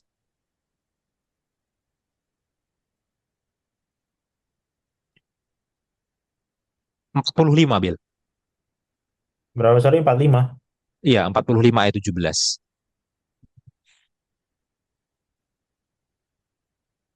17. Bep, bep, bep, bep. Oke, dan rajalah yang bertanggung jawab mengenai korban bakaran, korban sajian, korban curahan pada hari-hari raya, bulan-bulan baru, hari-hari Sabat, dan pada setiap perayaan kaum Israel. Ialah yang akan mengolah korban penghapus dosa, korban sajian, korban bakaran, dan korban keselamatan untuk mengadakan pendamaian bagi kaum Israel. Oke.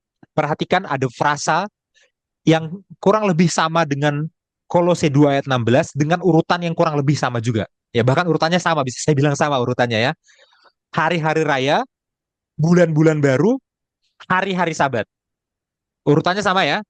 Hari-hari raya, bulan-bulan baru, hari-hari Sabat. Bandingkan lagi Bill dengan teks perjanjian lama yang lain. Hosea 2 ayat 11. Hosea berapa? 2 ayat 11. Hosea 2 ayat 11. Hosea 11. 11. Ya, kalau di cetaknya 10 tapi di online-nya 11 ya. Hmm. Aku akan menghentikan segala kegirangannya, hari rayanya, bulan barunya dan hari sabatnya dan segala perayaannya. Lagi-lagi, frasa yang kurang lebih sama dengan urutan yang sama dengan Kolose 2 ayat 16. Hari raya, bulan baru, hari sabat. Ya kan? Waktu baca Yehezkiel, hari sabatnya masih jamak, hari-hari sabat. Sekarang di Hosea, hari sabatnya tunggal, hari sabat. Ya. Nah, sebenarnya dari mana frasa ini muncul? Kenapa Alkitab secara konsisten menggunakan rangkaian tiga ini? Ya, apa rangkaian hari baru, hari sabat? Kenapa kayak muncul ulang-ulang dari Yehezkiel, Hosea sampai di Perjanjian Baru? Munculnya dari mana? Munculnya tidak lain tidak bukan dari Taurat itu sendiri. Ya, munculnya itu dari bilangan, ntar saya lupa, bilangan pasal 28 sampai 29. Itu awalnya pasal. Di dua pasal itu ulang tapi dengan urutan terbalik. Oke? Kalau di bilangan itu terbalik. Kalau di bilangan dari hari Sabat, bulan baru, baru hari raya.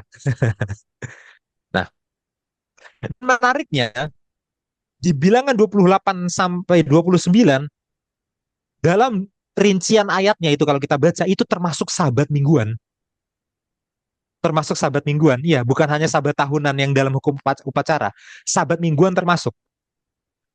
Jadi kira-kira gini, waktu Alkitab bilang hari raya, bulan baru, dan hari sabat dalam sebuah urutan, itu merujuk kepada keseluruhan kalender Yahudi. Keseluruhan kalender Yahudi, baik yang mingguan, bulanan, tahunan, semuanya sudah dimasukkan. Ya, itu kayak gini. Kalau kita bilang Taurat, Nabi-Nabi, dan Mazmur, itu berarti seluruh perjanjian lama. Nah, kalau kita bilang hari raya, bulan baru, dan sabat, itu berarti seluruh keseluruhan sistem kalender Yahudi. Dari yang mingguan, bulanan, sampai tahunan. Ya, berarti di sini kita nggak bisa kabur. Di sini hari Sabat itu termasuk Sabat mingguan juga. Yang bilang itu betul, Sabat Sabat tahunan yang dalam hukum upacara termasuk, betul yang Bill bilang, tapi Sabat mingguan juga termasuk. Bingung kita.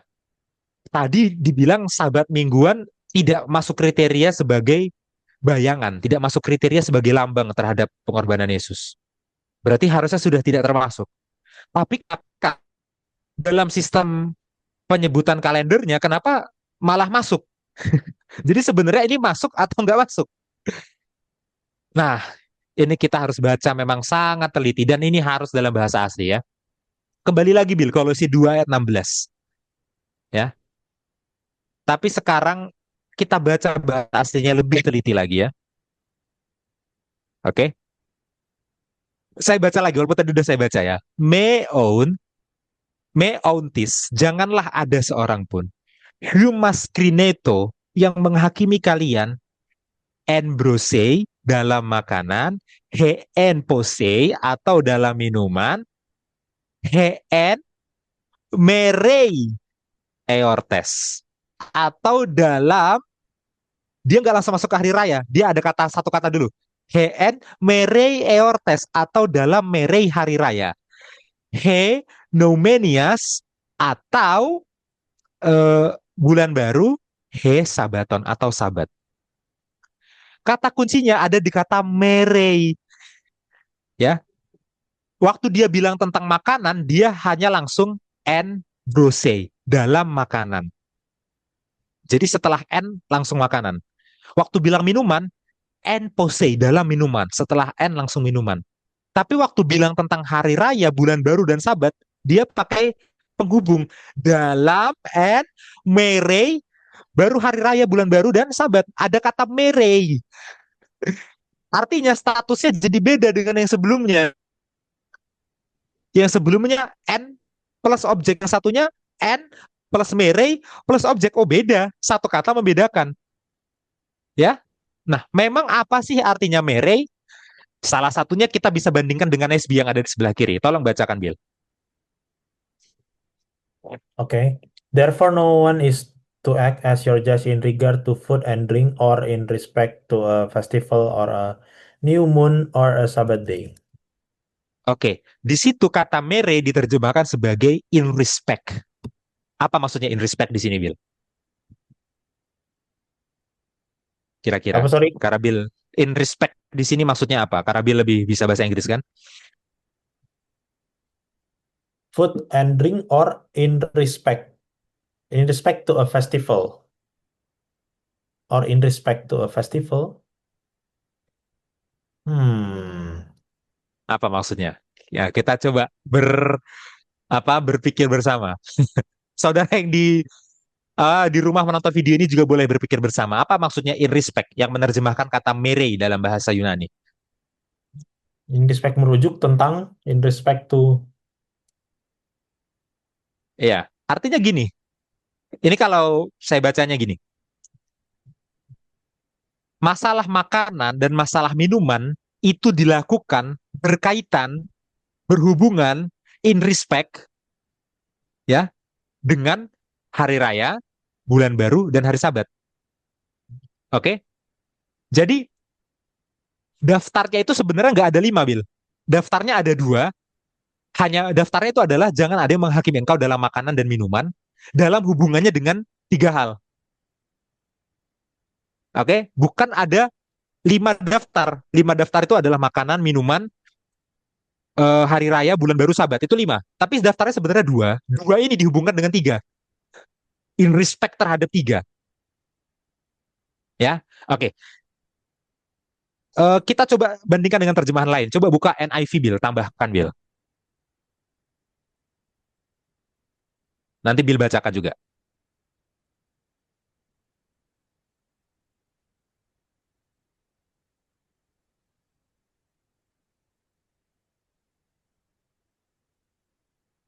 Therefore, do not let anyone judge you by what you eat or drink, or with regard to a religious festival, a new moon celebration, or a Sabbath day. Oke, NIV bahasanya lebih membumi ya. With regard. Nah, sekarang dengan with regard ya, pemahamannya lebih jelas kan? With regard, apa maksudnya, Bill? Tentang, Tentang, berkaitan.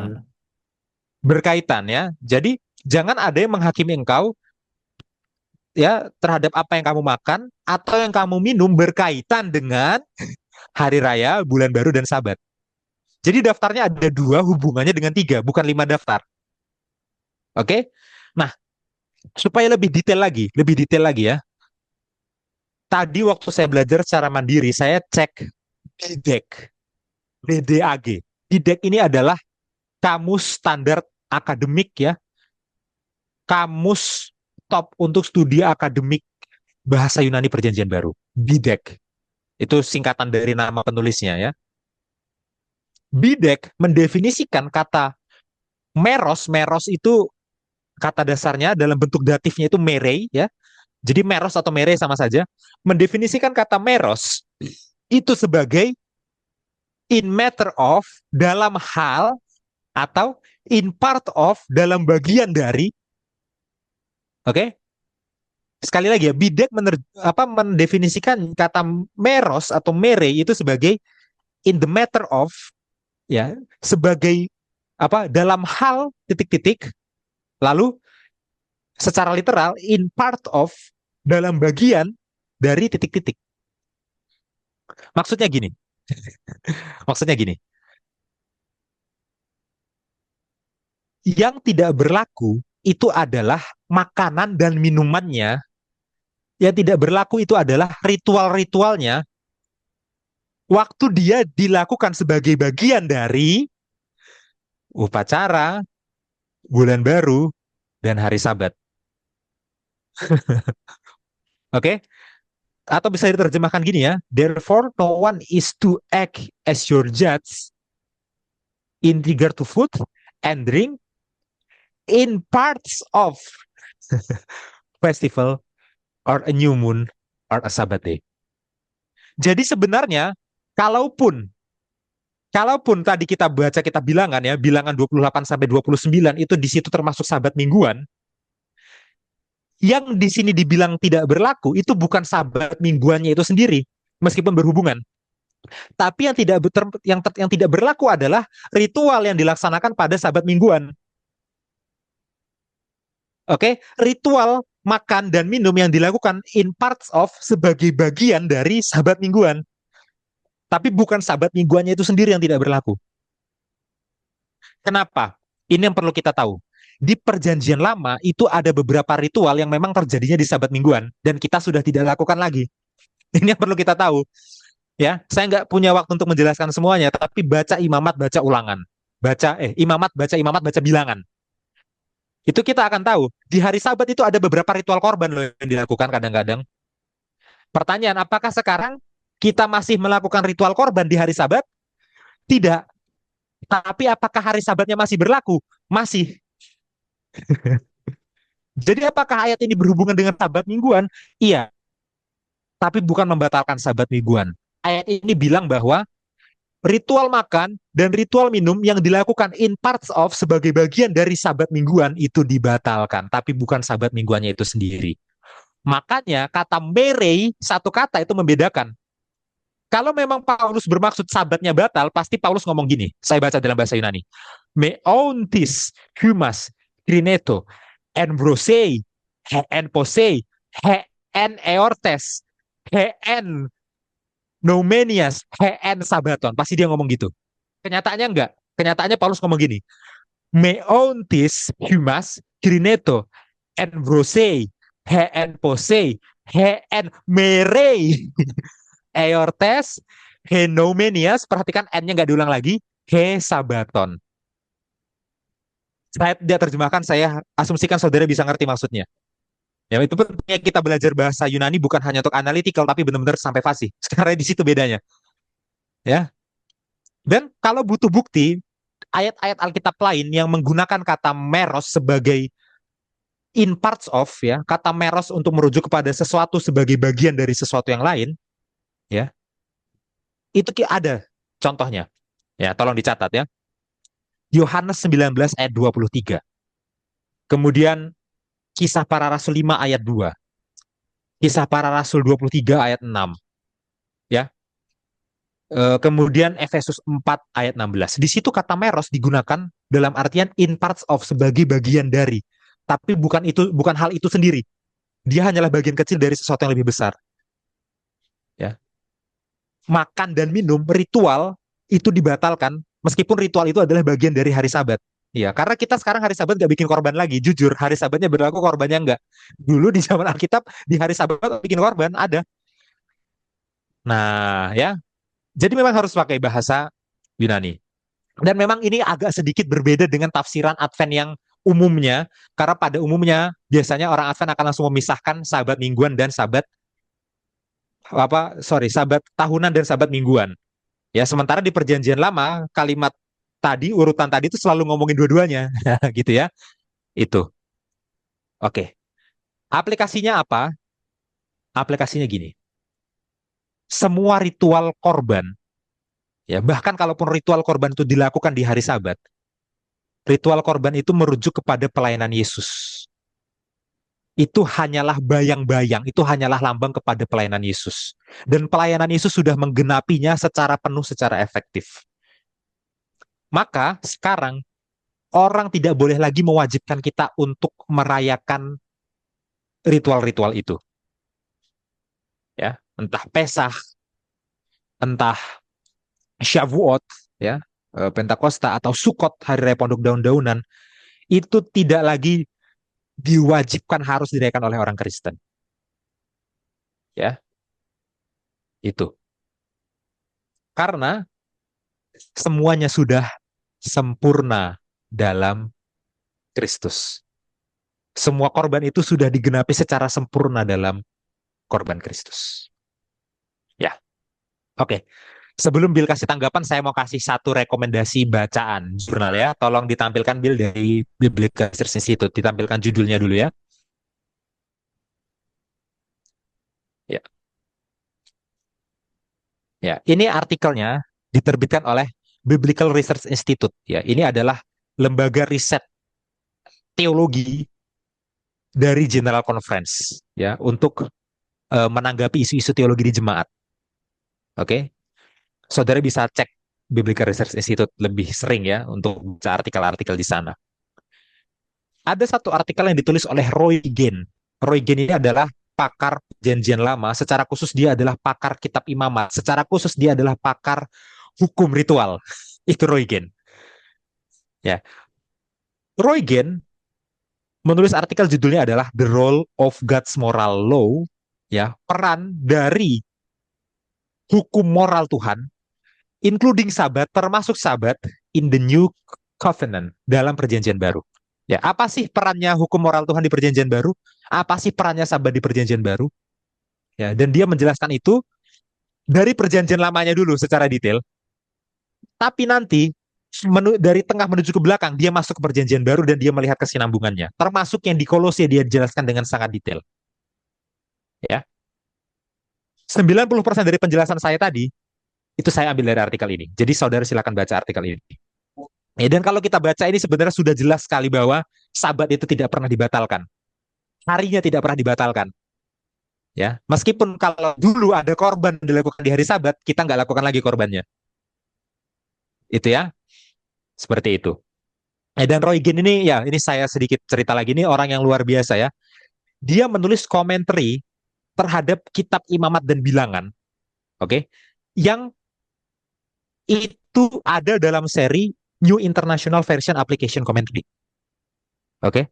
Dan seri itu adalah seri komentari yang diterbitkan oleh penerbit non-Advent, Zondervan nama penerbitnya.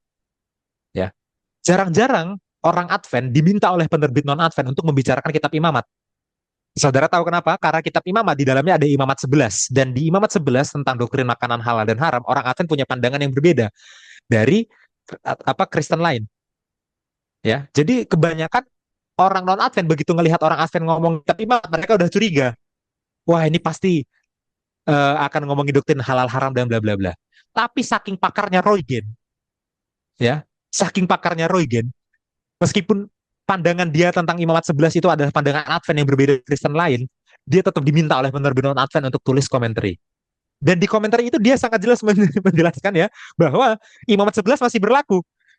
Dia jelaskan itu di komentari penerbit non Advent, dia jelaskan itu. Ya, karena kepakarannya dalam pemahaman tentang hukum ritual ya, dan dia juga pakar bahasa-bahasa Semitik, bukan hanya Ibrani ya, Ugaritik dan lain-lain juga dia pakar di situ. Jadi silakan saudara baca penjelasan saya tadi, saya dapat kebanyakan dari sana. Oke, silakan Bill tanggapannya.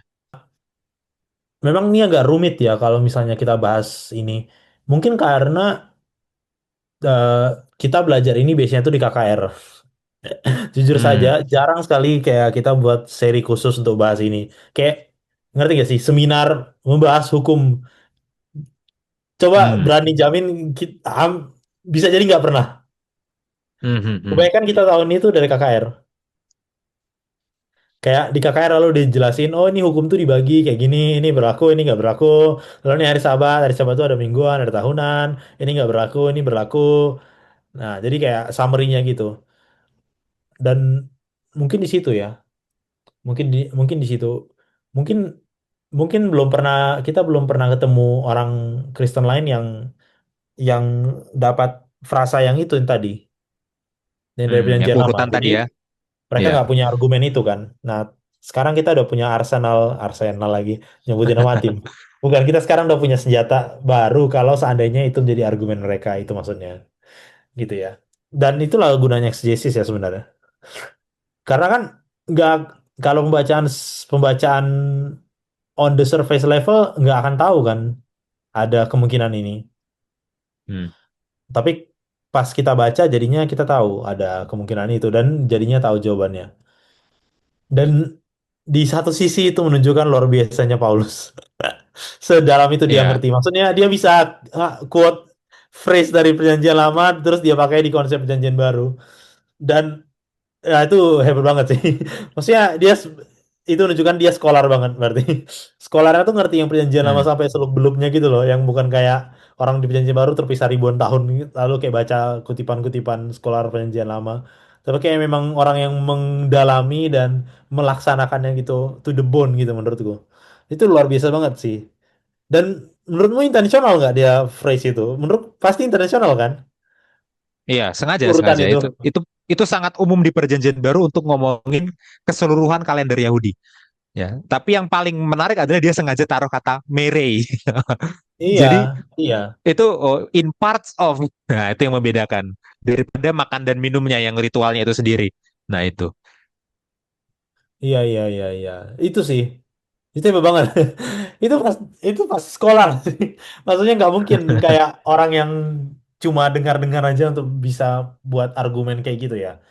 Dan kalau di sisi lain, kalau Paulus sampai buat argumen kayak gitu, berarti si pengajar sesatnya itu buat argumen yang kayak gitu juga kan? Maksudnya berlawanannya kan?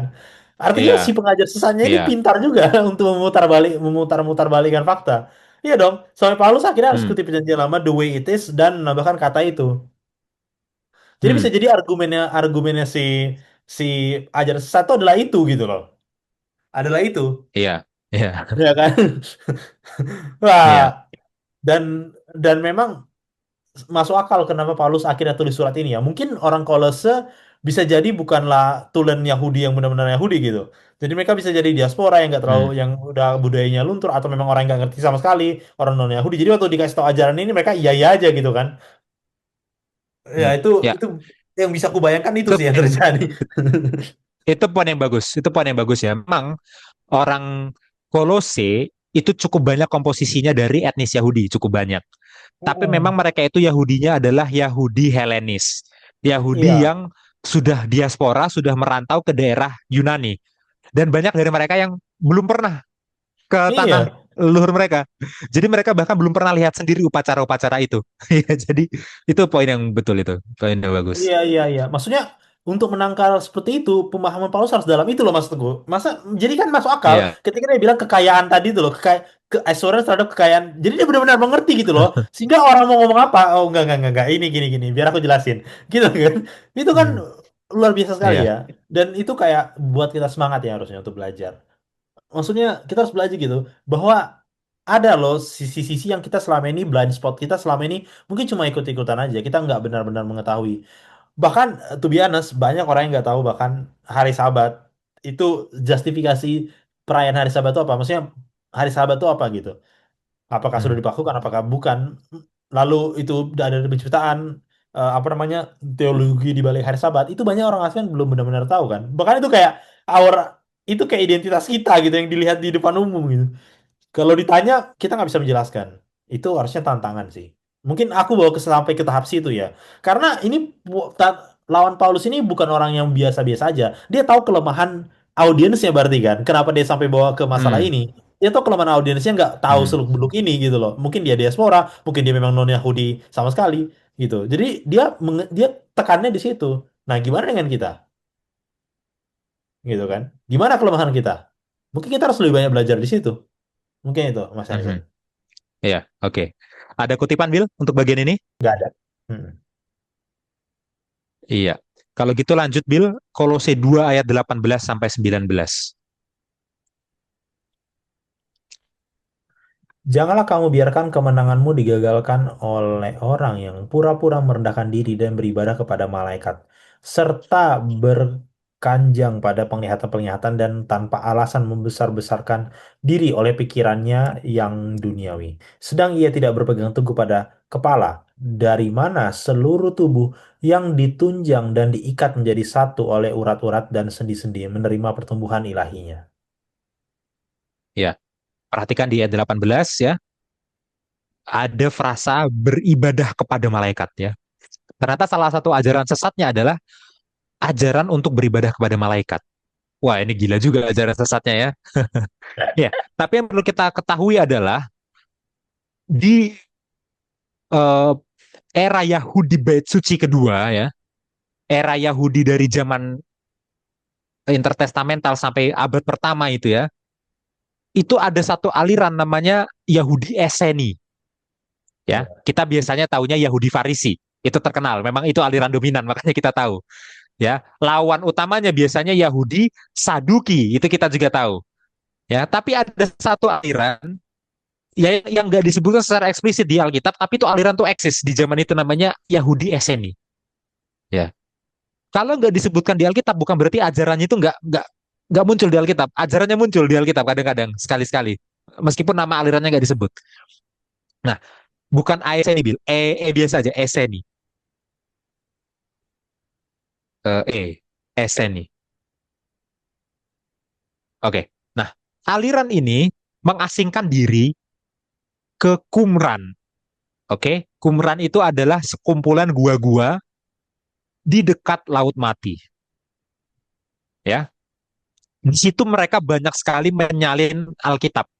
Makanya manuskrip-manuskrip Perjanjian Lama yang paling tua itu kita dapatnya di Qumran. Oke, tapi selain mereka menyalin Alkitab, di situ juga mereka menulis kitab-kitab tafsiran dan kitab-kitab teologi. Ya, jadi di Qumran itu bukan hanya salinan Alkitab, ditemukan juga komentari-komentari ya, midrash ya disebutnya ya, ditemukan juga buku-buku teologi. Dan di Qumran ditemukan banyak sekali teks-teks yang menjelaskan tentang pentingnya penyembahan malaikat bagi beberapa sekte Yahudi. Jadi ada beberapa sub alirannya Eseni yang itu ajarannya berkembang jadi menyembah malaikat. Nah, tentu ini udah termasuk ajaran sesat ya. Ya, tapi itu ada bukti sejarahnya, gitu ya. Makanya di era itu angelologi atau ilmu tentang malaikat itu berjalan dengan sangat pesat ya, termasuk yang sesat-sesatnya juga itu berkembang di situ, ya, ya. Makanya nanti muncul berbagai nama malaikat termasuk yang tidak ada di Alkitab, ya. Muncul juga nanti masing-masing malaikat ini perannya apa dan yang mana yang harus disembah. Wah, itu banyak di teks-teks Qumran. Ya, kita nggak akan eh, bahas panjang ke situ ya. Lain kali kalau ada waktu kita buka teks Qumrannya itu langsung kalau kita baca ya. Tapi ajaran penyembahan malaikat itu eksis di Yahudi era-era intertestamental sampai abad pertama. Ya, dan kemungkinan beberapa orang Yahudi di Kolose, entah yang percaya Yesus atau tidak percaya Yesus ya, beberapa orang Yahudi di Kolose itu ada yang terpengaruh itu dan mengajarkannya ke jemaat Kristen di Kolose. Ya, baik Yahudi atau non-Yahudi. Gitu. Paulus mengingatkan ya, sudah sempurna dalam Kristus. Nggak perlu lagi ditambah apa penyembahan terhadap malaikat ya. Malaikat itu kan apa bala tentaranya Tuhan, ngapain disembah gitu ya. Jadi ya memang betul seperti yang Bill bilang ya, Kristus itu sudah cukup ya. Rahasia keselamatan itu ya Kristus itu, nggak ada lagi tambah perlu rahasia. Oh, rahasianya ini sedikit formula, tambahkan penyembahan malaikat ini itu nggak perlu lagi. Ya, itu yang pertama ya di ayat 18. Lanjut Bill, ayat 20 sampai 23.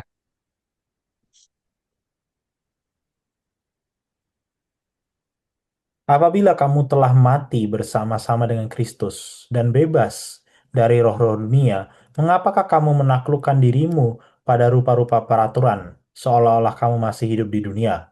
Jangan jama ini, jangan kecap itu, jangan sentuh ini. Semuanya itu hanya mengenai barang-barang binasa, ya barang-barang yang binasa oleh pemakaian dan hanya menurut perintah-perintah dan ajaran-ajaran manusia. Peraturan-peraturan ini walaupun nampaknya penuh hikmat dengan ibadah buatan sendiri, seperti merendahkan diri, menyiksa diri, tidak ada gunanya selain untuk memuaskan hidup duniawi. Ya, ini ya. Saya rasanya cukup jelas ya. Intinya Paulus bilang ya, tidak perlu lagi mengikuti detail-detail kecil dari semua hukum-hukum upacara itu. Apalagi kalau kita tahu hukum upacara dari Alkitab itu ada tambahan tradisinya dari para rabi. Apalagi itunya mau diikuti, wah, itu makin ribet lagi gitu ya. Itu tidak perlu diikuti lagi, ya, karena sudah digenapi oleh Yesus ya. Maksudnya gini, ya, bukan hanya masalah menuruti hukum terus orang Kristen jadi sombong ya. Itu satu hal dan itu bisa jadi bahaya, betul. Ya, ada bahaya. Aku menuruti upacara ini, kamu tidak. Lalu yang menuruti merasa sombong. Itu satu bahaya. Tapi bahaya yang paling besarnya adalah orang merasa bisa mencapai keselamatan, menambahkan keselamatan dengan melakukan upacara ini itu. Ya, waktu mereka mengadakan Shavuot, mengadakan hari raya Pentakosta, mereka merasa ini bisa menambahkan keselamatan, padahal keselamatan itu sudah cukup dan Shavuot sendiri sudah digenapi oleh Yesus. Ya, waktu ada orang merayakan Sukot, ya, Sukot, hari raya Pondok Daun-Daunan, mereka merasa ini bisa menambahkan sesuatu pada keselamatan. Ini adalah usaha mencapai keselamatan. Padahal keselamatan hanya dalam Yesus. Dan Sukot sendiri digenapi oleh Yesus. Gitu ya. Jadi ada bahaya orang bisa memahami bahwa hidup kekal itu tidak cukup dicapai hanya dengan Yesus. Perlu tambahan usaha ini, ya. Yang kayak tadi usaha sunat, ya, di awal ya. Kemudian usaha melakukan ritual korban, masih harus kita potong korban. Kemudian usaha untuk menyembah malaikat ini, menyembah malaikat itu, ya, dan lain sebagainya ya. Jadi itu sebenarnya diingatkan, Jesus is enough ya. Yesus itu cukup sempurna dalam Kristus. Itu tujuan utamanya ya. Sampai di sini Bin, silahkan tanggapannya. Iya.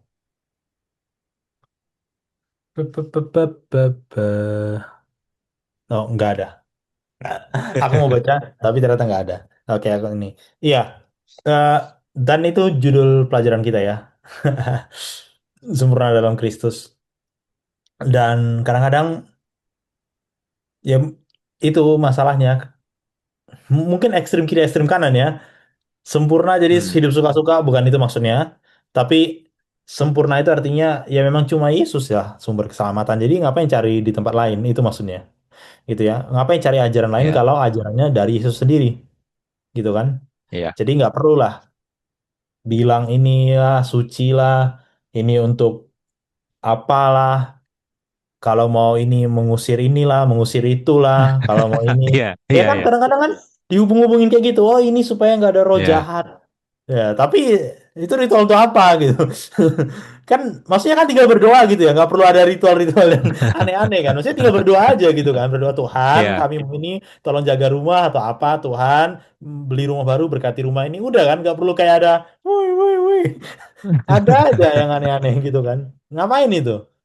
Gitu ya. Jadi di dibalut gitu. Dan penyembahan malaikat ini luar biasa sekali ya, bahkan sampai ke klasikal ini juga ya, literatur juga ya. Ada aja nama-nama yang aneh di mas bukan aneh, ada aja nama-nama baru yang nggak tahu dari kita tiba-tiba muncul gitu, terus kayak nanti muncullah folklornya, muncullah mitologinya. Jadi perbedaan tipis gitu antara ajaran sesat dan mitologi. Ya sama sebenarnya, tambahan-tambahan gitu ya. Dan itu yang itu yang berbahaya ya menurut saya. Dan di sini ya, apalagi kalau bukan sekolah sola scriptura ini yang Paulus bilang.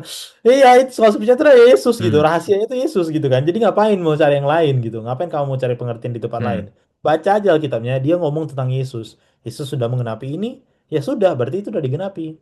Gak perlu lagi. Jadi saya harap dengan pelajaran ini ya, orang Advent terutama nggak usah bertanya lagi, kita merayakan Paskah nggak? Kita merayakan ini nggak? Itu pertanyaan, jangan ya, kita jangan di level itu lagi, itu maksudnya. Bertanya kayak gitu boleh. Tapi janganlah kita di level itu lagi. Mungkin itu, Mas Hansen. ya. Oke, ini sepertinya sudah cukup ya. Ya, Eh, kita rangkum, Bill. Ya, yang pertama, eh, Kolose 2 ayat 1 sampai 3 ya, dikatakan Paulus berjuang untuk jemaat di Kolose dan di Laodikia dan sekitarnya yang belum pernah ketemu dia. Untuk apa dia berjuang? Supaya mereka ini terhibur, supaya mereka ini dikuatkan, ya, dan supaya mereka bersatu dalam kasih. Ya, jadi kunci pertama untuk menangkal ajaran sesat adalah jiwa-jiwa ini ya harus merasakan di gereja itu ada penghiburan, ada kekuatan. Ya, kalau mereka di gereja nggak merasakan ada penghiburan, nggak merasakan ada kekuatan, maka ajaran yang lain jadi menarik. Bahkan kalaupun ajaran lain itu salah, tapi ajaran itu seperti menguatkan mereka, memberikan penghiburan, jadi tertarik. Ya, saya rasa sebelum kita bahas ajarannya, poin ini jangan hilang ya. Ya kita tahu lah kasusnya orang yang karena sakit hati jadi ikut ajaran sesat, kita semua tahu kasusnya lah. Ya, itu. iya. Ya. Lalu masih di poin nomor satu, itu ada poin tentang bahwa kekayaan hikmat ya itu ada dalam Yesus ya. Kekayaan pengertian itu ada dalam Yesus. Keyakinan pengertian itu juga ada dalam Yesus. Hikmat itu juga ada dalam Yesus. Ya, karena Yesuslah yang menyingkapkan rahasia Allah yang dulu tersembunyi. Selama berabad-abad rahasia Allah itu tersembunyi dalam simbol, dalam upacara. Yesuslah yang menggenapi dan mengungkapkan, menyingkapkan rahasia itu. Itu ya, nomor satu. Nomor dua itu ayat 4 sampai 5. Ya, itu adalah pentingnya ketertiban gereja, organisasi gereja, pemimpin gereja, ya. Dan ini dihubungkan dengan 1 Korintus 11, 1 Timotius, 2 Timotius, Titus, dihubungkan dengan itu ya. Pentingnya pemimpin gereja untuk mencintai Alkitab, mengerti Alkitab, dan mengajarkan Alkitab sehingga satu jemaat itu terhindar dari ajaran sesat. Ya, itu penting. Ya, ya. Kalau kalau ini kita bicarakan dan direfleksikan dengan kondisi jemaat masing-masing, mungkin ini cukup sulit ya. Karena ini bukannya bukannya saya sok tahu tentang keadaan jemaat dari penonton, tapi yang saya lihat, meskipun saya nggak klaim saya survei, ya, saya nggak pernah punya data statistiknya, tapi yang saya lihat dari sebagian jemaat, saya nggak klaim sudah lihat semuanya, dari sebagian jemaat ya, masalah doktrin itu memang kurang diajarkan, ya. Sebagian, saya juga belum ke semua gereja kok, ya, nggak, belum berkunjung ke semua gereja. Oke, nomor 3, ayat 6 sampai 7, ya, itu berbicara tentang menerima pribadi Yesus. Ya. Tapi menerima pribadi Yesus tidak mungkin terpisah dari ajaran Yesus. Karena pribadinya yang kita terima itu membawa ajaran. Ya, jadi orang itu omong kosong kalau dia bilang dia terima pribadi Yesus, tapi dia nggak terima ajaran ya. Yesus yang mana yang kamu terima kalau ajarannya nggak kamu terima? Ya, tolong sekali, tolong ya. Lalu masih di bagian ini juga ya, orang Kristen diumpamakan seperti tanaman berakar, ya, dapat zat hara dari tanah, dari Yesus ya. Yesus diumpamakan sebagai tanah. Orang Kristen juga diumpamakan seperti bangunan, bangunan yang dibangun di atas Yesus. Artinya Yesus jadi fondasinya. Dan dikatakan orang bertumbuh dalam iman yang sudah diajarkan. Oh ya, iman sudah diajarkan tapi masih bisa bertambah. Ya, jangan ngerasa udah mentok. Kayak tadilah tentang sabat ya, sudah pernah dengar sabat di KKR. Oke, tapi pelajaran tentang sabat itu masih bisa bertambah pemahamannya, belum mentok. Ya, belum mentok. Oke? Jadi jangan merasa mentok, jangan merasa sudah selesai. Masih bisa terus bertambah, dibangun. Oke? Dan masih di nomor 3 ya, di ayat 8-nya, Kolose 2 ayat 8, diperingatkan terhadap ajaran sesat yang menawan, yang memperbudak. Itulah filsafat palsu dan kosong yang bertentangan dengan ajaran Yesus. Gitu ya. Itu. Oke. Lalu di bagian 4 ya, di situ dijelaskan filsafat palsu dan kosongnya itu apa saja. Yang pertama, Kolose 2 ayat 11 ya, itu adalah tentang sunat. Ada orang yang mewajibkan sunat kalau mau masuk Kristen. Ya, itu ajaran sesat. Ya, karena yang sebenarnya wajib itu adalah sunat hati, dan sunat hati itu yang melakukan adalah Yesus. Gitu ya. Jadi ya, semuanya itu sudah sempurna dalam Yesus keselamatan, tidak perlu ditambah syarat sunat baru bisa selamat. Itu poinnya. Oke. Lalu ayat 12 sampai 13 ya, perubahan hati tadi, sunat hati tadi itu juga dilambangkan dalam baptisan. Ya, baptisan itu mati dalam hidup dari hidup lama dan hidup baru, bangkit dalam hidup baru. Oke. Lalu ayat 14 sampai 15 berbicara secara khusus tentang surat hutang, tentang ketentuan-ketentuan hukum. Nah, surat hutang dan ketentuan-ketentuan ini dipakukan di kayu. Apa maksudnya? Ada dua pandangan. Ya. Pandangan pertama bilang yang dipakukan itu adalah dakwaan. Jadi kita manusia berdosa ini, kita itu atas pelanggaran kita dakwa hukuman mati. Itu yang dipakukan di kayu salib. Sangat plausibel. Pandangan kedua itu membandingkan ke surat Efesus. Dan di surat Efesus, frasa ketentuan-ketentuan hukum itu digunakan untuk merujuk pada hukum upacara, ya. Jadi pandangan kedua adalah bilang yang dipakukan di kayu salib itu adalah hukum upacara, ya. Dua-duanya plausibel. Oke, tapi yang jelas tidak mungkin 10 hukum itu dipakukan di kayu salib, ya.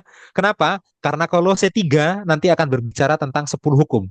Yang baik itu menurut 10 hukum, yang buruk melanggar 10 hukum. Masakan di pasal 2 10 hukum dibatalkan, lalu di pasal 3 dibilang yang baik sesuai 10 hukum, yang buruk melanggar 10 hukum. Nggak masuk akal ya. Itu ya. Oke, lanjut ya. Ayat 16 sampai 17 itu poin nomor 5 ya. Ya, ini saya bingung cara ngerangkumnya gitu. Bentar, saya pikir dulu. Ya, hari Sabat itu tidak mungkin menjadi bayangan, tidak mungkin menjadi lambang atau yang akan datang. Hari Sabat itu bukan lambang terhadap kematian Yesus, ya. Kenapa? Karena hari Sabat itu bahkan sudah ada sebelum dosa ada.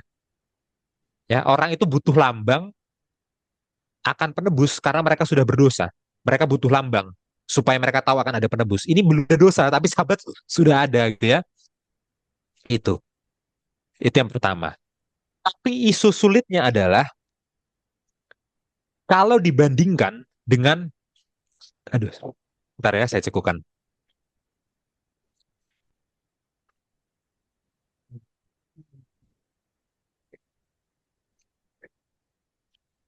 Ya, oke. Kita lanjutkan ya saudara. Kan dengan beberapa ayat di Perjanjian Lama, ya, misalnya eh, Yehezkiel 45, kemudian Hosea 2, ya, di situ frasa yang sama, ya, eh, hari raya, bulan baru, Sabat itu merujuk ke keseluruhan sistem kalender Yahudi, keseluruhan, baik yang mingguan, bulanan, tahunan, ya, dan dibandingkan juga dengan eh, ulangan, ulangan, bukan ulangan, bilangan 28 sampai 29, ya, frasa yang sama muncul tapi urutannya terbalik, dan itu juga merujuk termasuk kepada Sabat mingguan, ya. Jadi frasa ini kalau digunakan oleh Paulus di Kolose itu kemungkinan besar merujuk juga kepada Sabat mingguan. Jadi Sabat tahunan masuk, Sabat mingguan masuk, ya. Nah, lalu bagaimana cara kita memahaminya? Memahaminya adalah dengan bahasa Yunaninya surat Kolose itu sendiri. Kolose 2 ayat 16 ya. Ya, saudara harus belajar di sini ya. Dalam bahasa Yunani ada satu kata yang membedakan antara ritual makan dan minum dengan kalender Yahudinya itu sendiri. Ritual makan dan minum itu hanya diawali dengan preposisi "n", ya, dalam makanan, dalam minuman. Oke? Tapi waktu berbicara tentang kalender Yahudi itu diawali dengan preposisi "n", mere, dalam bagian dari hari raya, bulan baru, Sabat. Artinya apa? Hari raya, bulan baru, dan Sabat ini sebenarnya nggak masuk dalam daftar, tapi masuk dalam bagian yang berhubungan dengan daftar. Jadi yang dibatalkan tuh ada dua yang dibatalkan. Yang dibatalkan tuh adalah ritual makan, ritual minum tadi. Ritual makan dan minum berhubungannya dengan apa? Berhubungannya dengan kalender Yahudi, termasuk yang mingguan, bulanan, tahunan. Makanya dia pakai kata mere. Mere itu artinya adalah in parts of, dalam hubungannya dengan. Maksudnya apa? Ini memang ada hubungannya dengan Sabat mingguan, tapi bukan Sabat mingguannya itu sendiri yang dibatalkan. Yang dibatalkan adalah ritual korban yang berhubungan dengan Sabat mingguan. Ritual korban in parts of Sabat. Itu yang dibatalkan, bukan Sabatnya itu sendiri. Kenapa? Karena di perjanjian lama ada beberapa momen di mana hari Sabat itu diadakan korban. Iya, di Sabat mingguan diadakan korban itu ada. Itu tidak berlaku lagi, ya. Meskipun hari Sabat masih berlaku, tidak perlu bikin korban di hari Sabat. Jadi saudara jangan ada yang ide nanti di gereja bikin korban di hari Sabat karena di perjanjian lama ada. Jangan sampai ya. Korbannya, korban yang in parts of hari Sabat sudah tidak berlaku. Nah, kata mere itu jadi kunci. Kata mere itu menunjukkan bahwa perasa hari Sabat ini bukan termasuk dalam daftar, tapi termasuk dalam hal yang berhubungan dengan daftar. Itu ya. Untuk referensinya bisa merujuk pada artikel Roygen di BRI. Ya, dan di situ poinnya adalah Kristus itu sudah sempurna. Kristus sudah menggenapi upacara-upacara itu. Ya, Pesah, Syafuot, Sukot sudah digenapi. Tidak ada lagi kewajiban untuk merayakannya. Tidak boleh ada yang menghakimi satu sama lain apakah merayakan Paskah atau enggak boleh. Karena Yesus sudah menggenapinya. Sempurna dalam Kristus. Itu ya. Ya. Ini mungkin baru ya. Saudara bisa sebutkan umumnya pandangan Advent bagaimana? Karena itu ada di SDI Bible Commentary juga. Ya, umumnya pandangan Advent adalah langsung dipisahkan, sabat mingguan, sabat tahunan. Padahal kalau di perjanjian lama tidak langsung terpisah itu ya. Oke, lanjut Bill, poin terakhir ya. Kolose 2 ayat 18 sampai 19, di situ ada ajaran sesat penyembahan malaikat. Ya, tentu ini sesat ya. Tidak perlu ditambahkan penyembahan malaikat, menyembah Yesus saja sudah cukup. Ya, saya rasa ini adalah ajaran sesat yang paling gampang kita identifikasi ya. Tapi mungkin bagi orang Kolose dulu susah ya karena mereka masih banyak terpengaruh dengan mistisisme Yahudi ya. Itu. Lalu di ayat 20 sampai 23 Paulus menyimpulkan pasal ini dengan bilang, ya tidak perlu lagi tambahan ini itu. Tambahan upacara ini, upacara itu. Ya, upacara perjanjian lama itu sudah digenapi Yesus dan tidak membawa penambahan pada keselamatan. Ya, karena sudah digenapi oleh Yesus. Ya, kira-kira begitu. Ya, Bill, gimana? Ada tambahan lagi?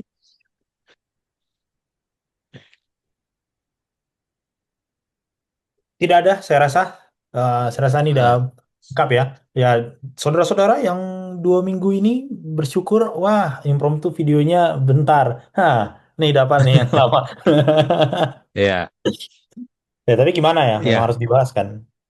Karena yang tadi itu memang isunya rumit ya. Jadi karena ada challenge dari ayat perjanjian lama tadi. Yang Iya, itu iya, harus iya. harus diadres kan gitu ya. Jadi itu Ya, memang bikin durasinya bertambah. dan itulah yang memang harus kita address kan, Mas Hansen. Maksudnya, Ya. ya itu lagu gunanya belajar soal sahabat kan. Mm-mm. Betul, Supaya kita betul. aware, apalagi pelajarannya tentang ajaran sesat lagi. Masa kita, ini Iya, kan literally ajaran sesatnya kan, jadi kita harus buat tamengnya lah. Ya, saudara, sampai di sini pelajaran soal sahabat. Kalau nggak ada lagi tambahan darimu, cukup cukup. Kita bisa oke. tutup. Sampai di sini pelajaran soal sahabat. Mari kita sama-sama berdoa untuk menutup pelajaran kita. Mari kita bersatu dalam doa. Bapa kami di sorga, terima kasih atas berkat-Mu, hikmat yang Kau berikan pada kami. Kami sudah selesai belajar sekolah Sabat, berikan kami hikmat, pengertian untuk mengerti dan membagikannya kepada orang lain. Kami berdoa secara khusus untuk guru-guru yang akan mengajar, berikan mereka hikmat yang sama dan kesabaran dalam mengajar. Terima kasih Bapa di sorga, ampuni kami akan semua dosa kami. Di dalam nama Tuhan Yesus kami berdoa. Amin. Amin. Baik, sampai di sini pelajaran sekolah sahabat kita. Shalom semuanya. Shalom, shalom.